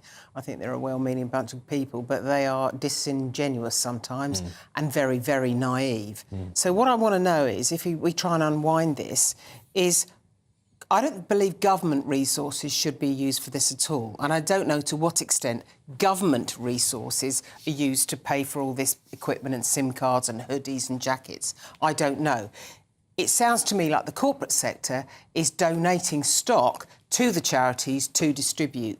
Now, I think that's wrong, but actually what the company probably wants to do is some form of virtue signalling, trying to fill its corporate responsibility remit out, and I don't know how you stop that. But they give them to the charity distribute them. And I don't know what you do to stop that. The thing, you're right, Linda, and I think your assessment's probably correct. My feeling is, when you look at how many tens of thousands of homeless people there are in Britain... Oh, no, I agree. No, I'm not saying you're saying this, by the way. I'm just expressing my frustration here, because there's a lot of desperate people in Britain who could do with 6 months of free data, a free mobile phone plan for 6 months, who could do with warm clothes in the winter, who could do with food packs being sent to their house, but there seems to be very little being done about those people when actually we've got what I would call economic migrants coming to Britain. I feel very strongly about this. I mean, I've got 3 grown-up children who each work very, very hard to get really good qualifications, who still work very hard in the jobs they've got and who struggle sometimes, one of whom has got onto the property ladder. I don't think the others will be on it for years. And I think they struggle to meet their bills. I think they've had loans, you know, our families help them with things like that.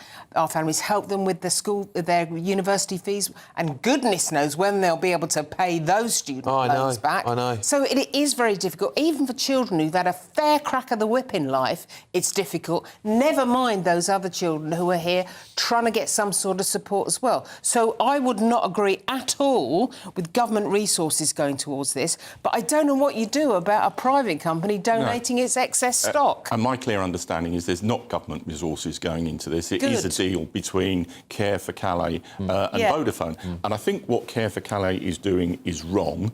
It is exacerbating the pull factor for people to come here. And bluntly, there's all the difference in the world between supporting people once they've gained refugee status and supporting them whilst they're going through the asylum application process. And actually distributing stuff in the camps in Calais, I don't know how they justify this. I think there's also a more serious critique of Care for Calais. I mean, you know, there has been questions about their operational transparency, volunteer management with reports from former volunteers about lack of safeguarding procedures, a really polarising, naive political stance that I don't think serves anyone. And I bluntly don't think they should be doing this. However, I will fulfil Peter's... I think I live in your head as a caricature of a left-wing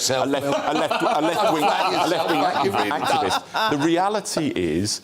Small boat crossings are down by 43%. There has never been such a sustained reduction in 6 months since the boat crossings started in about 2018. And as part of the deal with France, there's been 10 interventions by the French to take boats back to the French coast. But the problem's still getting worse. No, the problem's not getting worse, people. 350 this week, 2,000 in the previous 10 days, nearly 15,000 this year. You've got to compare with each one that lands, the problem gets worse. You've got to compare like with like, and this is the first time in 8 years that the numbers are coming down on a sustainable basis. Yes, they need to. Yes, they need to go further, and we need to get the numbers down further. But there is progress being made. But you're missing the point. The problem's getting worse. This is the thing, right? There seems to be a network of charities. Sort of helping, and it's not just I'm talking about from the very beginning of this, where these migrants start, all the way through Europe. I remember speaking to the Hungarian government, and they were highlighting how some of these charities are funded and some of the work that they do. They were putting a spotlight on it at the time because, of course, they refused. The previous Hungarian, the Orban government, refused to have any illegal migrants. They said, no, we'll take the fine from the EU. Thank you very much. We don't want these people here. The thing I feel most strongly about, Linda, is that these charities are performing actions, and we've seen poll after poll show, vast majority of British people, over 50%, and indeed even legal migrants who've come to this country, tell me in places like Whitechapel, in places like East Ham, that actually this is to them is very offensive, and actually some of those people are struggling and will be deported. These people can come here, get loads of freebies given to them by these charities, when there's actually people struggling here in Britain. As I said, I think many of these charities, and I have met at least half a dozen of people from Care for Calais, who are well-meaning individuals, but they are divorced from reality and they are incredibly naive about all of this. Tell me what do you think is in the mindset of those? Because I'm not saying they're bad people. I think their intentions are good. They believe that they want to do something good and they want to tick a few boxes and they go along and they do some good work, you know, or they believe it's good work, but they do not think of the broader ramifications of what they're doing. I honestly don't think they do. You'll say they're good people. I've seen some of them interviewed on the TV. They are the enemy of this country. I'm more concerned about Care for Crayford, Care for Cumbria, Care for Cumberland, those kind of places in the UK. They are absolutely acting in a way which is detrimental to this country, because we know it's been proven time and time again that so many of these people coming in go on to rape, some go on to murder, Siobhan, rest your soul, and many other crimes, as well as being a huge financial drain on this country, as well as causing huge discontent amongst the population of this country. And I was in our cash and carry this week, right? And I tell you, if you'd covered up the signage, so in other words, covered up the English writing, and you'd covered people's ears, and you took anybody from a country anywhere on this planet and stuck him in the middle of that cash and carry and said, what country do you think you're in?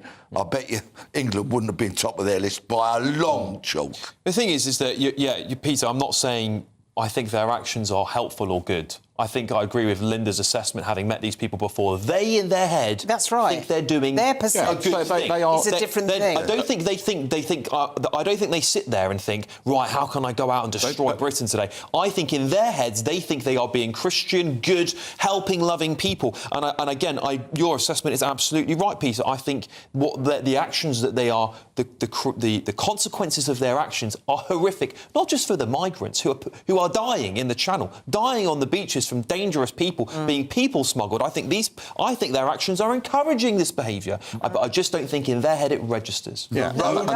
The road to hell is paved with that summarises my feelings. Sorry, you can't characterise all of them, but an awful lot of them are naive idealists who think they are doing good. But what they're not doing, they're not facing up to the brutal reality of owning what is a sustainable asylum and immigration system that commands public support and that actually works. Can I put this to you? Because places like Care for Calais would argue that these boat crossings are going to happen anyway, right? So part of their argument surely would be, someone's got to help these people because otherwise they will die.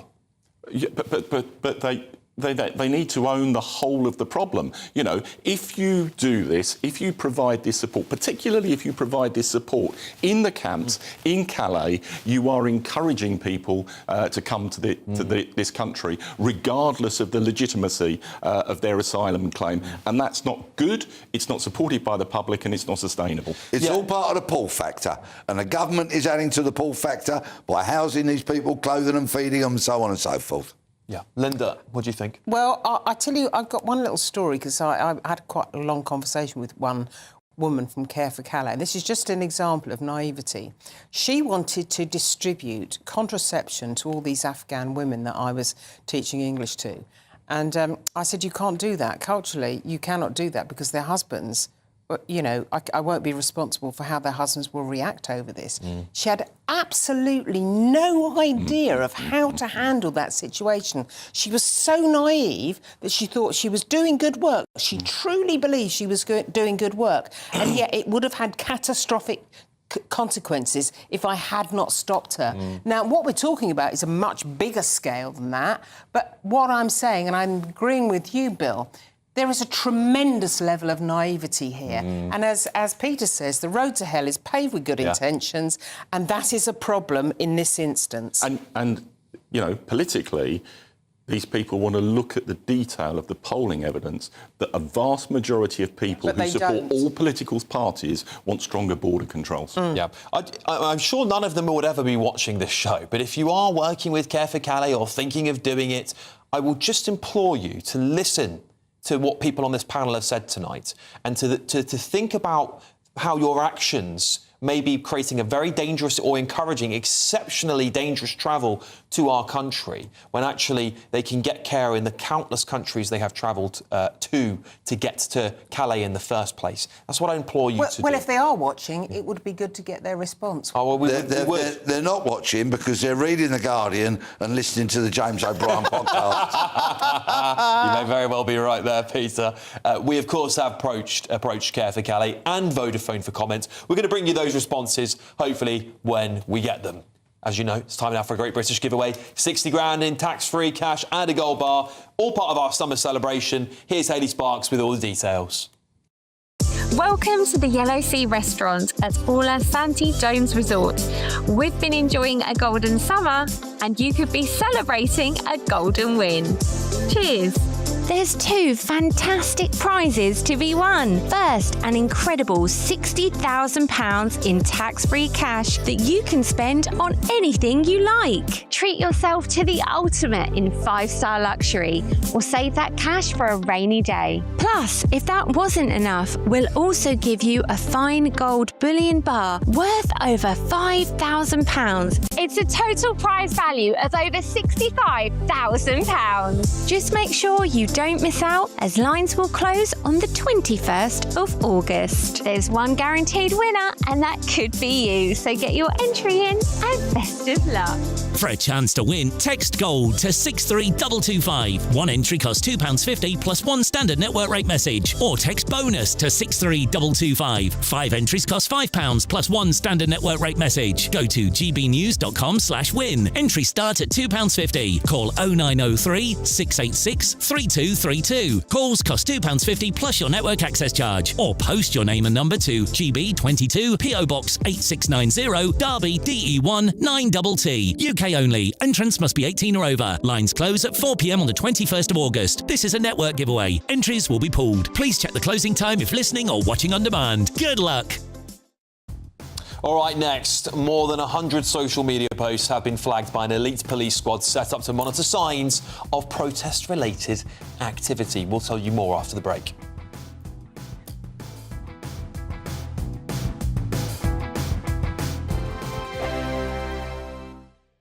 From court mornings to warm family brunches, from football to tennis in the car, in the kitchen. GB News Breakfast is there with the stories you need and the conversations that matter. Anyway, let's talk business. Well, it has been a historic night in British politics. It's astonishing, isn't it? We're here again to start your day just right. GB News Breakfast. Every morning from 6 a.m. Only on GB News. Britain's news channel.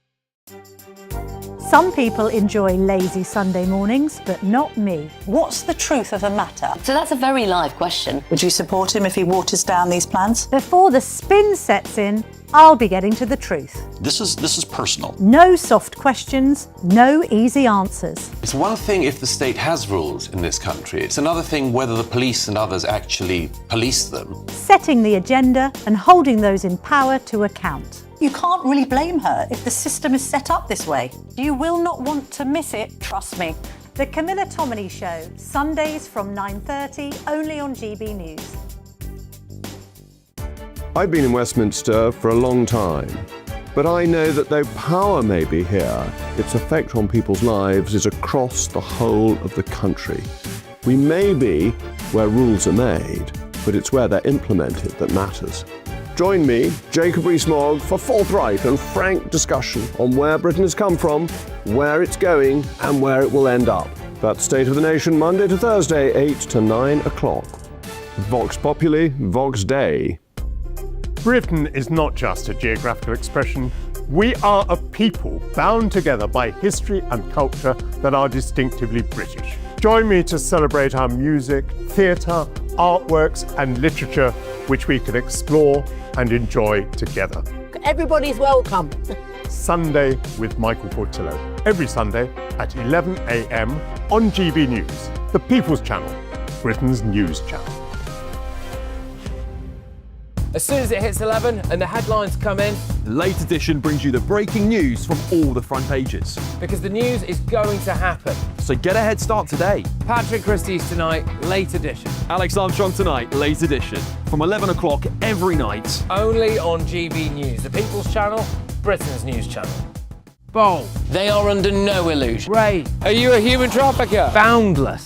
I've had enough of the nonsense, and I'm not afraid to say it. Don't get this on the BBC. Every weeknight, I tear through the headlines. The smell of gasoline. Should we be worried about it? From Westminster madness to cultural war chaos. I'm going to do now, they are throwing things up the car as we speak. Get ready, Britain. Here we go. Patrick Christie's tonight, weeknights from 9 p.m, only on GB News, Britain's news channel.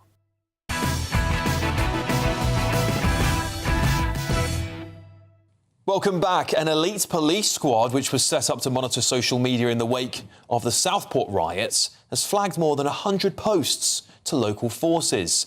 The National Internet Intelligence Investigations Team, I've never heard of this, by the way, well, that was created earlier this year to check out online platforms for signs of what it described as protest-related activity. All right, let's get the thoughts of my panel here. Bill, you've been a defence minister before, you've worked in Parliament. I find the idea of an elite unit set up to basically shift through social media very Orwellian. I appreciate the need to make sure there aren't another summer of riots in the country, but it does lend itself to a concerning trend that governments around... I mean, do you remember? I remember all the sort of Spygate scandals back in the day from the American government where they were spying on their own people. People will feel that this is an overreach of government. What would you say to that? I don't think it is. Look, I'm a strong advocate of free speech, and my rule of thumb is unless you are committing acts of violence or encouraging acts of violence, then you can say and debate what you want, and others can debate with you and challenge that. But my understanding is this is about identifying social media posts that are deliberately encouraging the committing of acts of violence and about preventing those. And when you look at some of the stuff that is online, neo-Nazi posts celebrating arson attacks on immigrants' homes, the red v blue TikTok encouraging kids to commit organised violence, the NLN X MKU Kill Guide, which is a terrorism manual. I bluntly want an elite force identifying those people and tackling them. So last weekend I had a woman called Annika come on the show and she had a knock on the door by the police after a business had complained about her, basically doing a video about a story that she was about an animal rights story, which was quite shocking to hear, actually. Now, the police should never have been there, basically, after lawyers got involved. And this is the kind of worry people have when they hear this sort of story. They see multiple divisions. They see the local police force, an elite group. There's lots of discussion about, actually, how free is free speech? Well, I think it is. There were some really wrong steps with the non-crime hate incidents. Now, those have been scrapped, and I think that is very welcome. And, if you are simply engaging in political debate, publicly or on social media, you should be able to do so. But if you are attempting to commit or encourage others to commit acts of violence, then I want the police to be tackling that. Yeah, this particular case, which is what the Free Speech Union had reported as well, was that she was in breach of some sort of bizarre part of the Online Safety Act. And you just think, what on earth is there a line of this Online Safety Act? It's what the Free Speech Union, I think it was Section 179 of the Online Safety Act, which basically said if a business or some other kind had made a complaint about you were using language that was deliberately misleading or something like that, that they could basically get you to sign. And what the police said is that she had to sign basically an apology and then go on a thinking course. And this is the sort of bonkers stuff people see. On the face of it, that appears to be wrong. And I do think, and it comes back to the calibre and quality of police leadership. I think some of the judgments that are made by the police are flawed. Yeah. Linda, what do you think? I think that I believe that the way social media has gone, that you have to have some way of policing what goes on it. If you think back to the terrible scenes at Ceuta in the Spanish enclave in Morocco, a lot of that was fuelled on TikTok. And when you're talking about a surge of people, which is thousands strong, you have to have that policed in some way because, that can happen and probably will happen again. So I can see how you have to have some police effort in this. But I don't believe in this low-grade stuff that goes on when we've got real crime and real people, suffering from dreadful personal crime. And I'm talking about muggings, I'm talking about shoplifting, I'm talking about things that really do affect people. Well, let's go to the man who's done this before. Peter, what do you think of all of this? Never before in the history of mankind has the word elite been more misused than it is in the description of this unit. There is nothing elite about the officers on this unit. They sit behind desks and look at screens all day because they're too scared to get involved in the rough and tumble of frontline uniform or investigative detective work. Nothing elite whatsoever. I would call them bone idle, work-shy people who have probably never nicked someone, or if they did it so far back in their policing history they can barely remember it. These are the sort of people that when the stats come out every year and say 70% of police officers didn't nick anyone in the previous 12 months, this is exactly the sort of people they're talking about. They don't want the front line, they don't want to get involved in the real police work, they like to sit at a desk and tap, tap, tap away. Now, look, Peter, don't equivocate. Say what you mean. Well, Peter, I guess, explain to us, do you get a choice about what sort of work you do?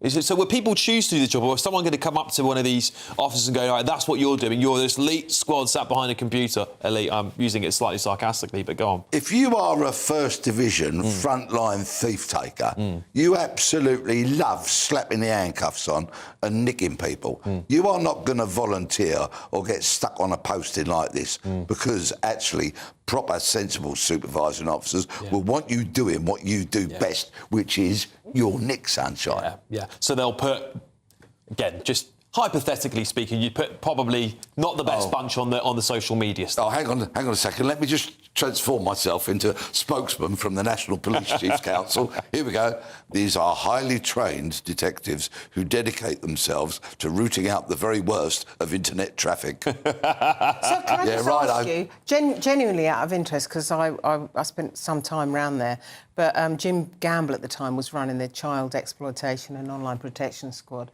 and they're obviously in an office for a long time, obviously in front of computer screens, trying to divert some of the most heinous crimes against young children. What would you put them in the same bracket? No, there's some very smart and very capable officers that work undercover online, posing as paedophiles, and they ensnare paedophiles, and that is very good and unfortunately necessary police work. But the National Internet Intelligence Team, think about it, NITS, right? You couldn't make it up, could you? Do you think we need a service like this at all, Peter? Do you think we need this service? There is an element, of course, of people having to monitor internet traffic, but they don't need to be warrant card carrying police officers. You can make that a civilianised role quite easily.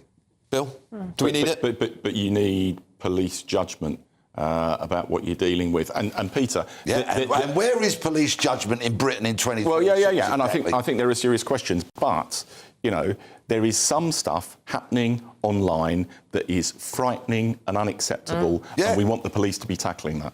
Yeah, but this stuff just purely for the Internet Intelligence Team, brought in the light of Southport, it tells you what it's looking for. It's looking for civil unrest. That's what it's kind of looking at. And look where the police are at with their policing of social media traffic, for example, which you've just alluded to. Yeah. They're not fit for purpose. There's overreach.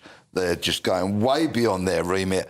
And I'm just saying, from my day, when I was a frontline detective, these kind of people that rush for office jobs were not the sort of people we go for a drink with. Well, it's interesting because, we thought this was all over with the non-crime hate incidents, and since speaking to Annika last week, who, I think her campaign was fantastic, didn't do anything wrong, as of course she was completely cleared and the police dropped the case after the lawyers got involved. It shows that there are still new acts being passed in Parliament that will somehow have these laws about how people can talk to each other online and what you can and can't say baked in, then the police can still knock on your door. And I thought we were moving past those days, but apparently they're still it. Anyway, there you go.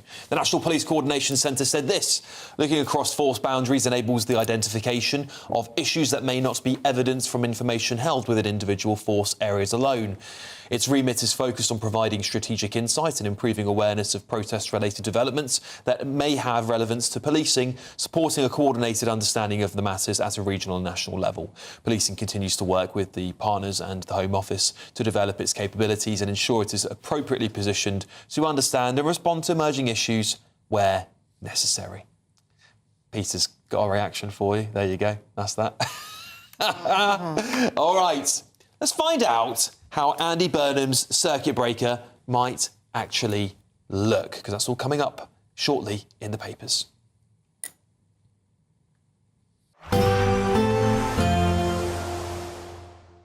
I forecast a perfect holiday in the sun.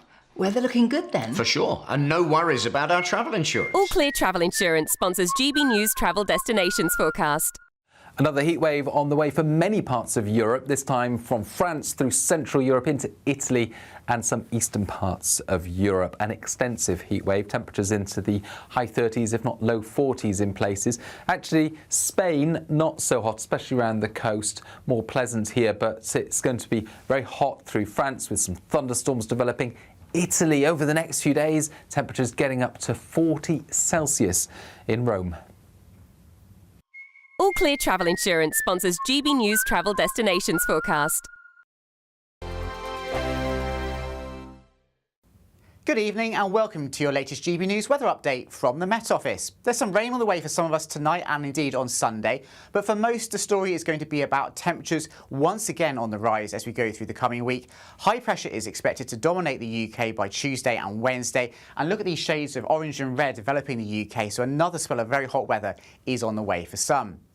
And it's a fine, warm end to the day for many parts of England and Wales too. There's a bit more in the way of cloud, perhaps, compared to recent days, and we might even see a very isolated shower overnight tonight, but it will stay dry for most. And I think in the countryside, we could actually see temperatures get down to the high single figures once again, but generally a milder night compared to last night, lows of 15 to 17 degrees in the south in the main towns and cities. A different story further north, though, a wet night for Scotland and Northern Ireland. And whilst by the morning skies will have brightened a little bit across northern Scotland with some sunny spells, still quite breezy here with 1 or 2 showers coming into the northwest of Scotland. Then we run into the more persistent rain across Northern Ireland, southern Scotland and northern England. So a fairly wet morning to come here. Otherwise, though, England and Wales will see mostly bright, if not sunny conditions first thing on Sunday morning. And it's set to be another dry, bright day across many southern parts of the UK with lots of strong August sunshine and a hotter day as well. So by the afternoon, temperatures into the low 30s for some southeastern parts of the UK.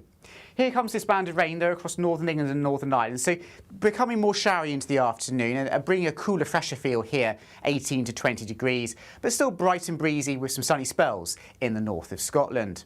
Now, by Monday, high pressure is starting to build across the UK, so whilst there'll be a few showers across Shetland and Orkney, most areas will have a dry day, a mixture of cloud and sunny spells, and once again, feeling very warm in that strong sunshine, highs in the middle to upper 20s Celsius. But the heat really builds on Tuesday and Wednesday, particularly across England and Wales, with the low 30s or mid-30s possible in places. From cold mornings to warm family brunches. From football to tennis in the car. In the kitchen. GB News Breakfast is there with the stories you need and the conversations that matter. Anyway, let's talk business. Well, it has been a historic night in British politics. It's astonishing, isn't it? We're here again to start your day just right. GB News Breakfast. Every morning from 6 a.m. Only on GB News. Britain's news channel. You want to know what's really going on in the corridors of power? Labour don't know what to do with you half the time, and that makes you quite lethal in the chamber. Get behind the headlines with Chopper's Political Podcast. Join me, Christopher Hope, as I sit down with the great and the good of British politics. We'll see where this ruling takes us. These are the stories shaping our nation. Chopper's Political Podcast, available now on all platforms. Listen in and stay ahead.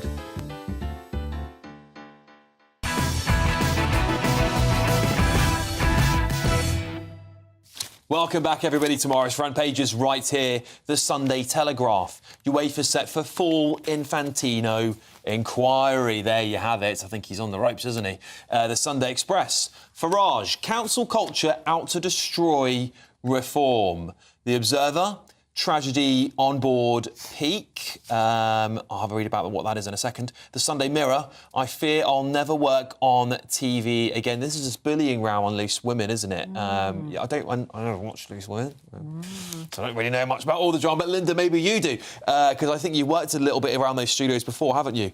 But look, let's start with the Express, shall we? Nigel Farage saying council culture out to destroy reform. And, of course, there's lots of discussions, particularly about security. Nigel Farage, of course, saying he spends a lot more time with counter-terrorism than he believed he probably should have done. And it brings to mind... Bill, I'll start with you on this because, of course, you know, you're a former minister, former MP yourself. The security of our parliamentarians today, Joe Cox, David Amos, many others, Keir Starmer, just a couple of years ago, we had the case of the three men and the firebombing, the arsonists at his property as well. It starts to build a picture, doesn't it, of Britain in the modern era? Yeah, I mean, look, some of the threats to Nigel Farage are utterly unacceptable. It's not unique to him. Politicians across the board. You know, there's been 3 politicians in recent years murdered by violent extremists. You know, I was an MP for 13 years. I never once felt threatened. It's now an everyday experience. I know of a Member of Parliament at the moment who his next-door neighbour has got a restraining order on them. It's utterly unacceptable, and I think we are going to have to move to a situation where MPs have got proper security. That's going to cost money, but an attack on elected members of Parliament is an attack on all of us. Absolutely. And I think there needs to be exemplary sentencing for anyone who commits an act of violence against an MP. I certainly agree with you, Bill. Even people I would vehemently disagree with. If violence is the answer to your political woes, then unfortunately you are far, far gone, in my opinion, if that's what people believe. And the risk is we end up with the situation that exists in the States where about 20% of Democrats and 20% of Republicans think and believe that political violence is acceptable. Yeah, that's crazy. That's super crazy. Didn't you say once that you had American interns in your office? Yeah. And they were absolutely astonished. At my contact with members of the public, because American senators, Congress people do not have that at all. And we're rapidly losing that, aren't we, Peter? I condemn violence outside of an appropriate sporting arena wholeheartedly. But politicians have also got to realise that they're not helping themselves. Because so many politicians, we know, lie. We see them on the television. They dodge questions. They just won't answer the questions that they're asked. They stick to a script. They don't come across as being human. They don't speak like us. They don't act like us. They fail to accept responsibility when things go wrong. And the public get very, very cheesed off about this. It's why they are held in such low regard. So then you get a nut job who feels that way and will then go out and do some horrendous act. It comes as no surprise. If politicians want to feel safer, then they should behave better. Do you think there's a conversation about rhetoric as well? I see these constant attacks on... Parties do this to each other, and I think all colours have done it, where someone says, oh, that person's a threat to democracy. And you hear this stuff over and over again, you think, for goodness sake, I mean, you may vehemently disagree with someone, but when you start calling someone a threat, unfortunately, there are some very unwell people out there who may take that seriously. Yeah, and I think honesty and answering the question. I think the whole way that politicians deal with the media, because that is generally how the overwhelming majority of people see the politicians and get some kind of perception of them, and they come across badly. They really, really do. And if they told the truth, accepted mistakes, took it on the chin, and just behave a bit more like a human being rather than somebody just trawling from a script, then people might warm towards them a bit more. I mean, Peter's raised a very, very good point. An awful lot of politicians are performative. They repeat phrases. They've got a cut and paste phrase mentality. They use marketing phrases. They don't say who they really are. You know, it's very difficult for the public to engage with politicians who behave that way, and many, many of them do. But what I would say, the strange thing is that I think Nigel Farage does have very good communication skills. He does resonate with the public and he does speak in a normal way. I mean, in fact, he's very talented at having an amplified conversation when he's in front of an audience, but it hasn't helped him, has it? Yeah, well, I think there's a sense, isn't there, that these days, if you say things that are what some people might describe as distasteful, that they will interpret that as a threat and attack on them. Plus, literally, words these days, people take them literally. I've had death threats aimed at me. I've had to go to the police because someone has, again, on the other side of the political spectrum, quite far on the other side, threatened me with violence. So, and I haven't done anything threatening. I haven't threatened anybody. I've never decided, I don't want to use violence for any of my political views. I think if you use violence, you've lost. But this is the reality now, Bill. If people like me are getting them, I can't imagine what politicians are getting. No, absolutely. And, you know, politicians have got to be responsible. But frankly, Peter, however shifty a politician is, however much they duck the question, it doesn't justify acts of political violence. But I never said it. No. I condemned violence unequivocally at the very start of my piece. Yeah, but you know, whatever the conduct, it doesn't justify acts of violence, and that needs to be challenged and it needs to be confronted. I also agree with what you said, Alex, that I think on all sides of the political spectrum, some of the rhetoric in terms of demonising your political opponents, and it happens on the left and it happens on the right, it contributes to a culture of division and polarisation which is unhealthy. Yeah, I think it certainly is. We'll listen, I'm sure, more on that story over the evening. We're going to talk about the Sunday Telegraph here. Two stories I want to talk about after the break. Professors who appointed Arday, this is the guy, of course, who's been surprisingly sacked from the Cambridge University for a billion bits of plagiarism. Well, they apparently attacked whiteness in education. And UEFA are also set for a full inquiry into Infantino. So loads more there. Stay with us.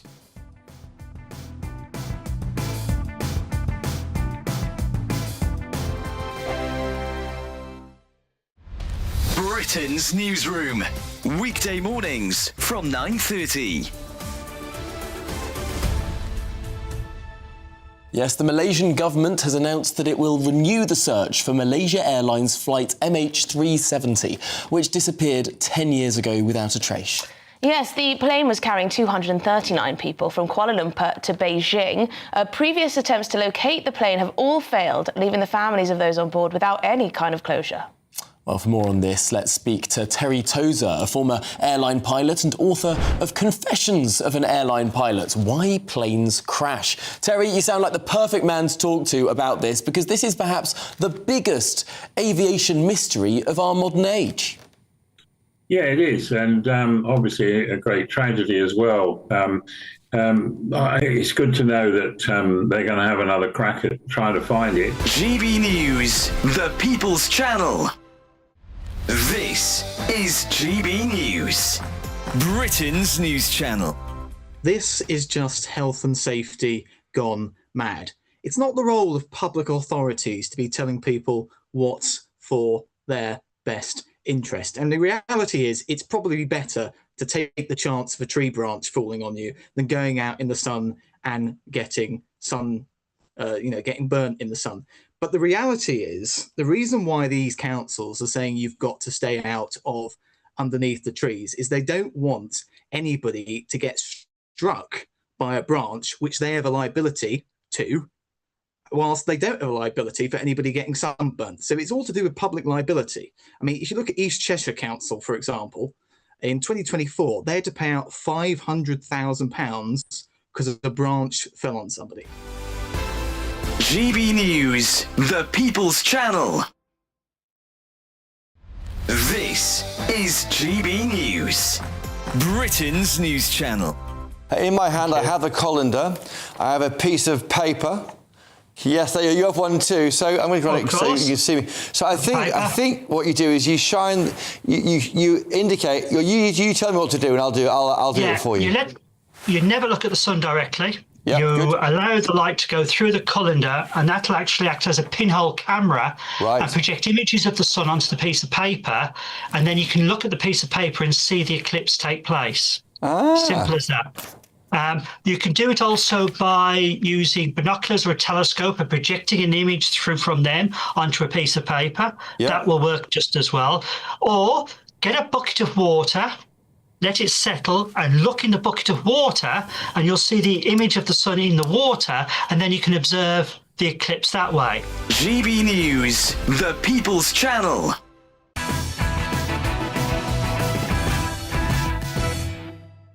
Yeah, we were just looking at the front page of the Daily Star. We will get to it because apparently saying co-night. I'll save it for you for 11 o'clock, but parents blast a £7 cost of classic 99p ice cream. I actually did this story on breakfast the other day, so I know the outrage there. But let's start with the Sunday Telegraph and have a little chat about this, because UEFA are set for a full Infantino inquiry. Honestly, never have I seen so much politics in football in recent years, and I think it says something about the state of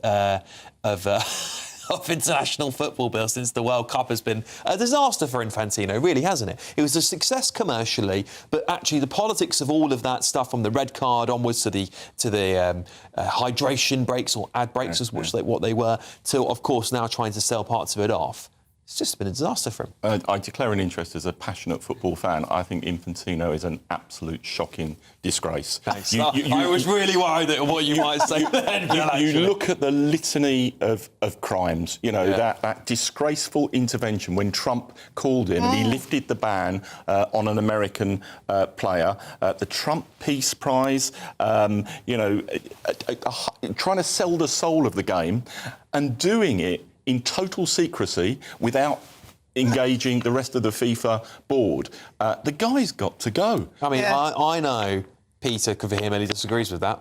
I do not come on this show to discuss football. I've just seen my team play the first competitive game of the season and lose on penalties to Millwall.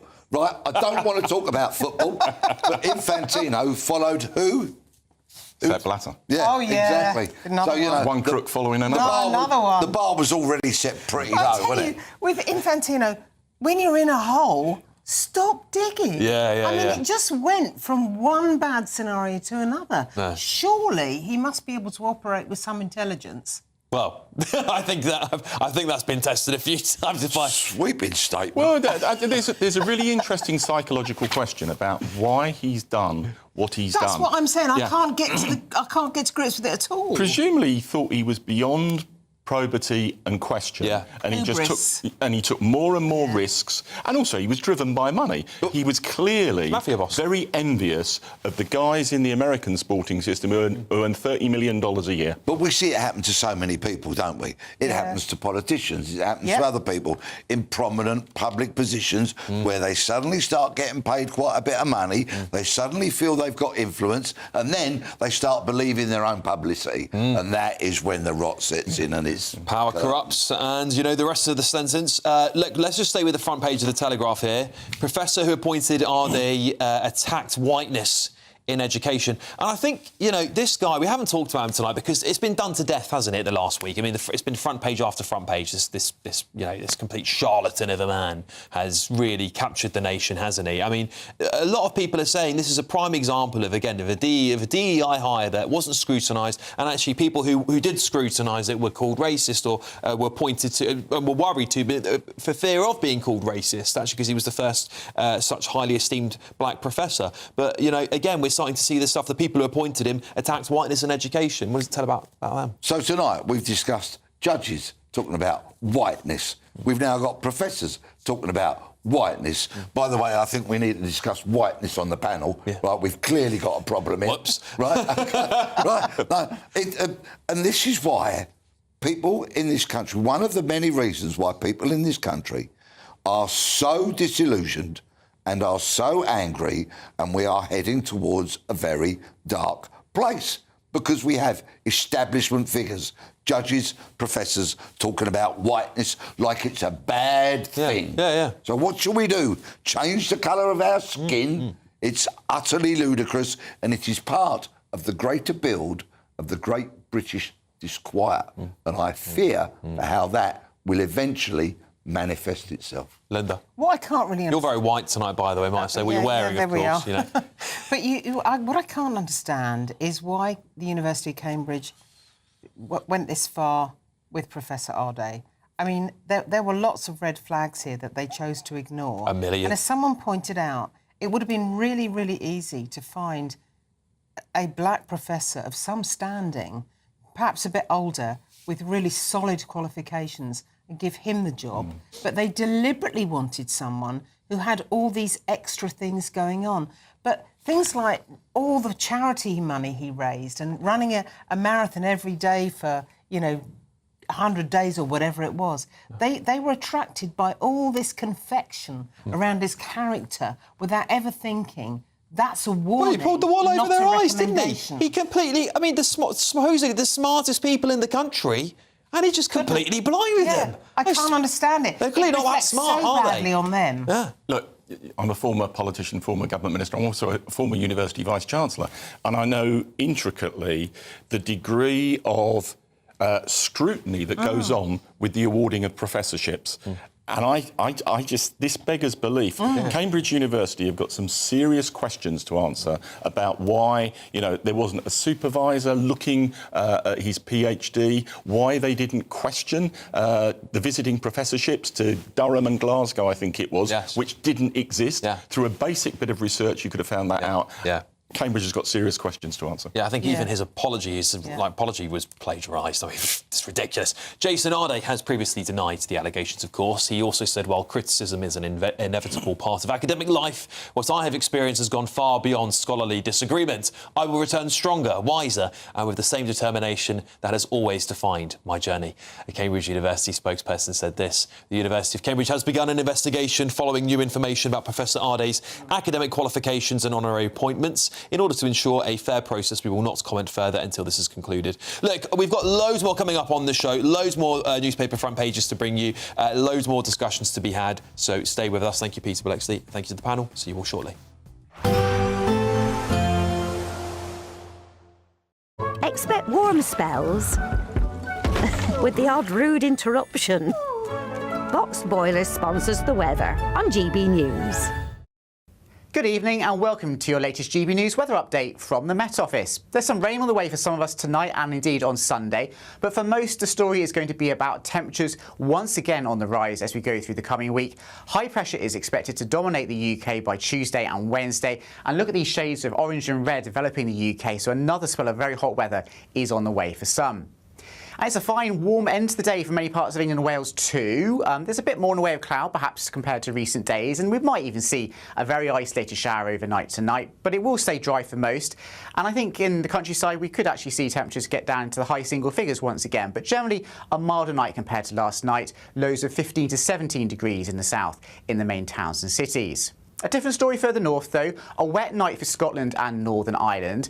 And whilst by the morning skies will have brightened a little bit across northern Scotland with some sunny spells, still quite breezy here with one or two showers coming into the northwest of Scotland. Then we run into the more persistent rain across Northern Ireland, southern Scotland and northern England. So a fairly wet morning to come here. Otherwise, though, England and Wales will see mostly bright, if not sunny conditions first thing on Sunday morning. And it's set to be another dry, bright day across many southern parts of the UK with lots of strong August sunshine and a hotter day as well. So by the afternoon, temperatures into the low 30s for some southeastern parts of the UK. Here comes this band of rain though across northern England and Northern Ireland, so becoming more showery into the afternoon and bringing a cooler, fresher feel here, 18 to 20 degrees, but still bright and breezy with some sunny spells in the north of Scotland. Now, by Monday, high pressure is starting to build across the UK, so whilst there'll be a few showers across Shetland and Orkney, most areas will have a dry day, a mixture of cloud and sunny spells, and once again feeling very warm in that strong sunshine, highs in the middle to upper 20s Celsius. But the heat really builds on Tuesday and Wednesday, particularly across England and Wales, with the low 30s or mid-30s possible in places. Expect warm spells with the odd rude interruption. Box Boiler sponsors the weather on GB News. Well, there's fury on the front page of the Daily Mail. They're saying that there's a royal ceremonial send-off planned for Andrew Mountbatten's funeral. Of course, he's not dead, but, you know, I'm just saying. Epstein victims say it's an embarrassment to the Crown. So we'll talk about that. What do you make of a £7 cost of ice cream? Farage saying council culture out to destroy reform. And UEFA have got an inquiry into Infantino, as well as professors who helped Jason Arday. They apparently attacked whiteness and education. Loads to come.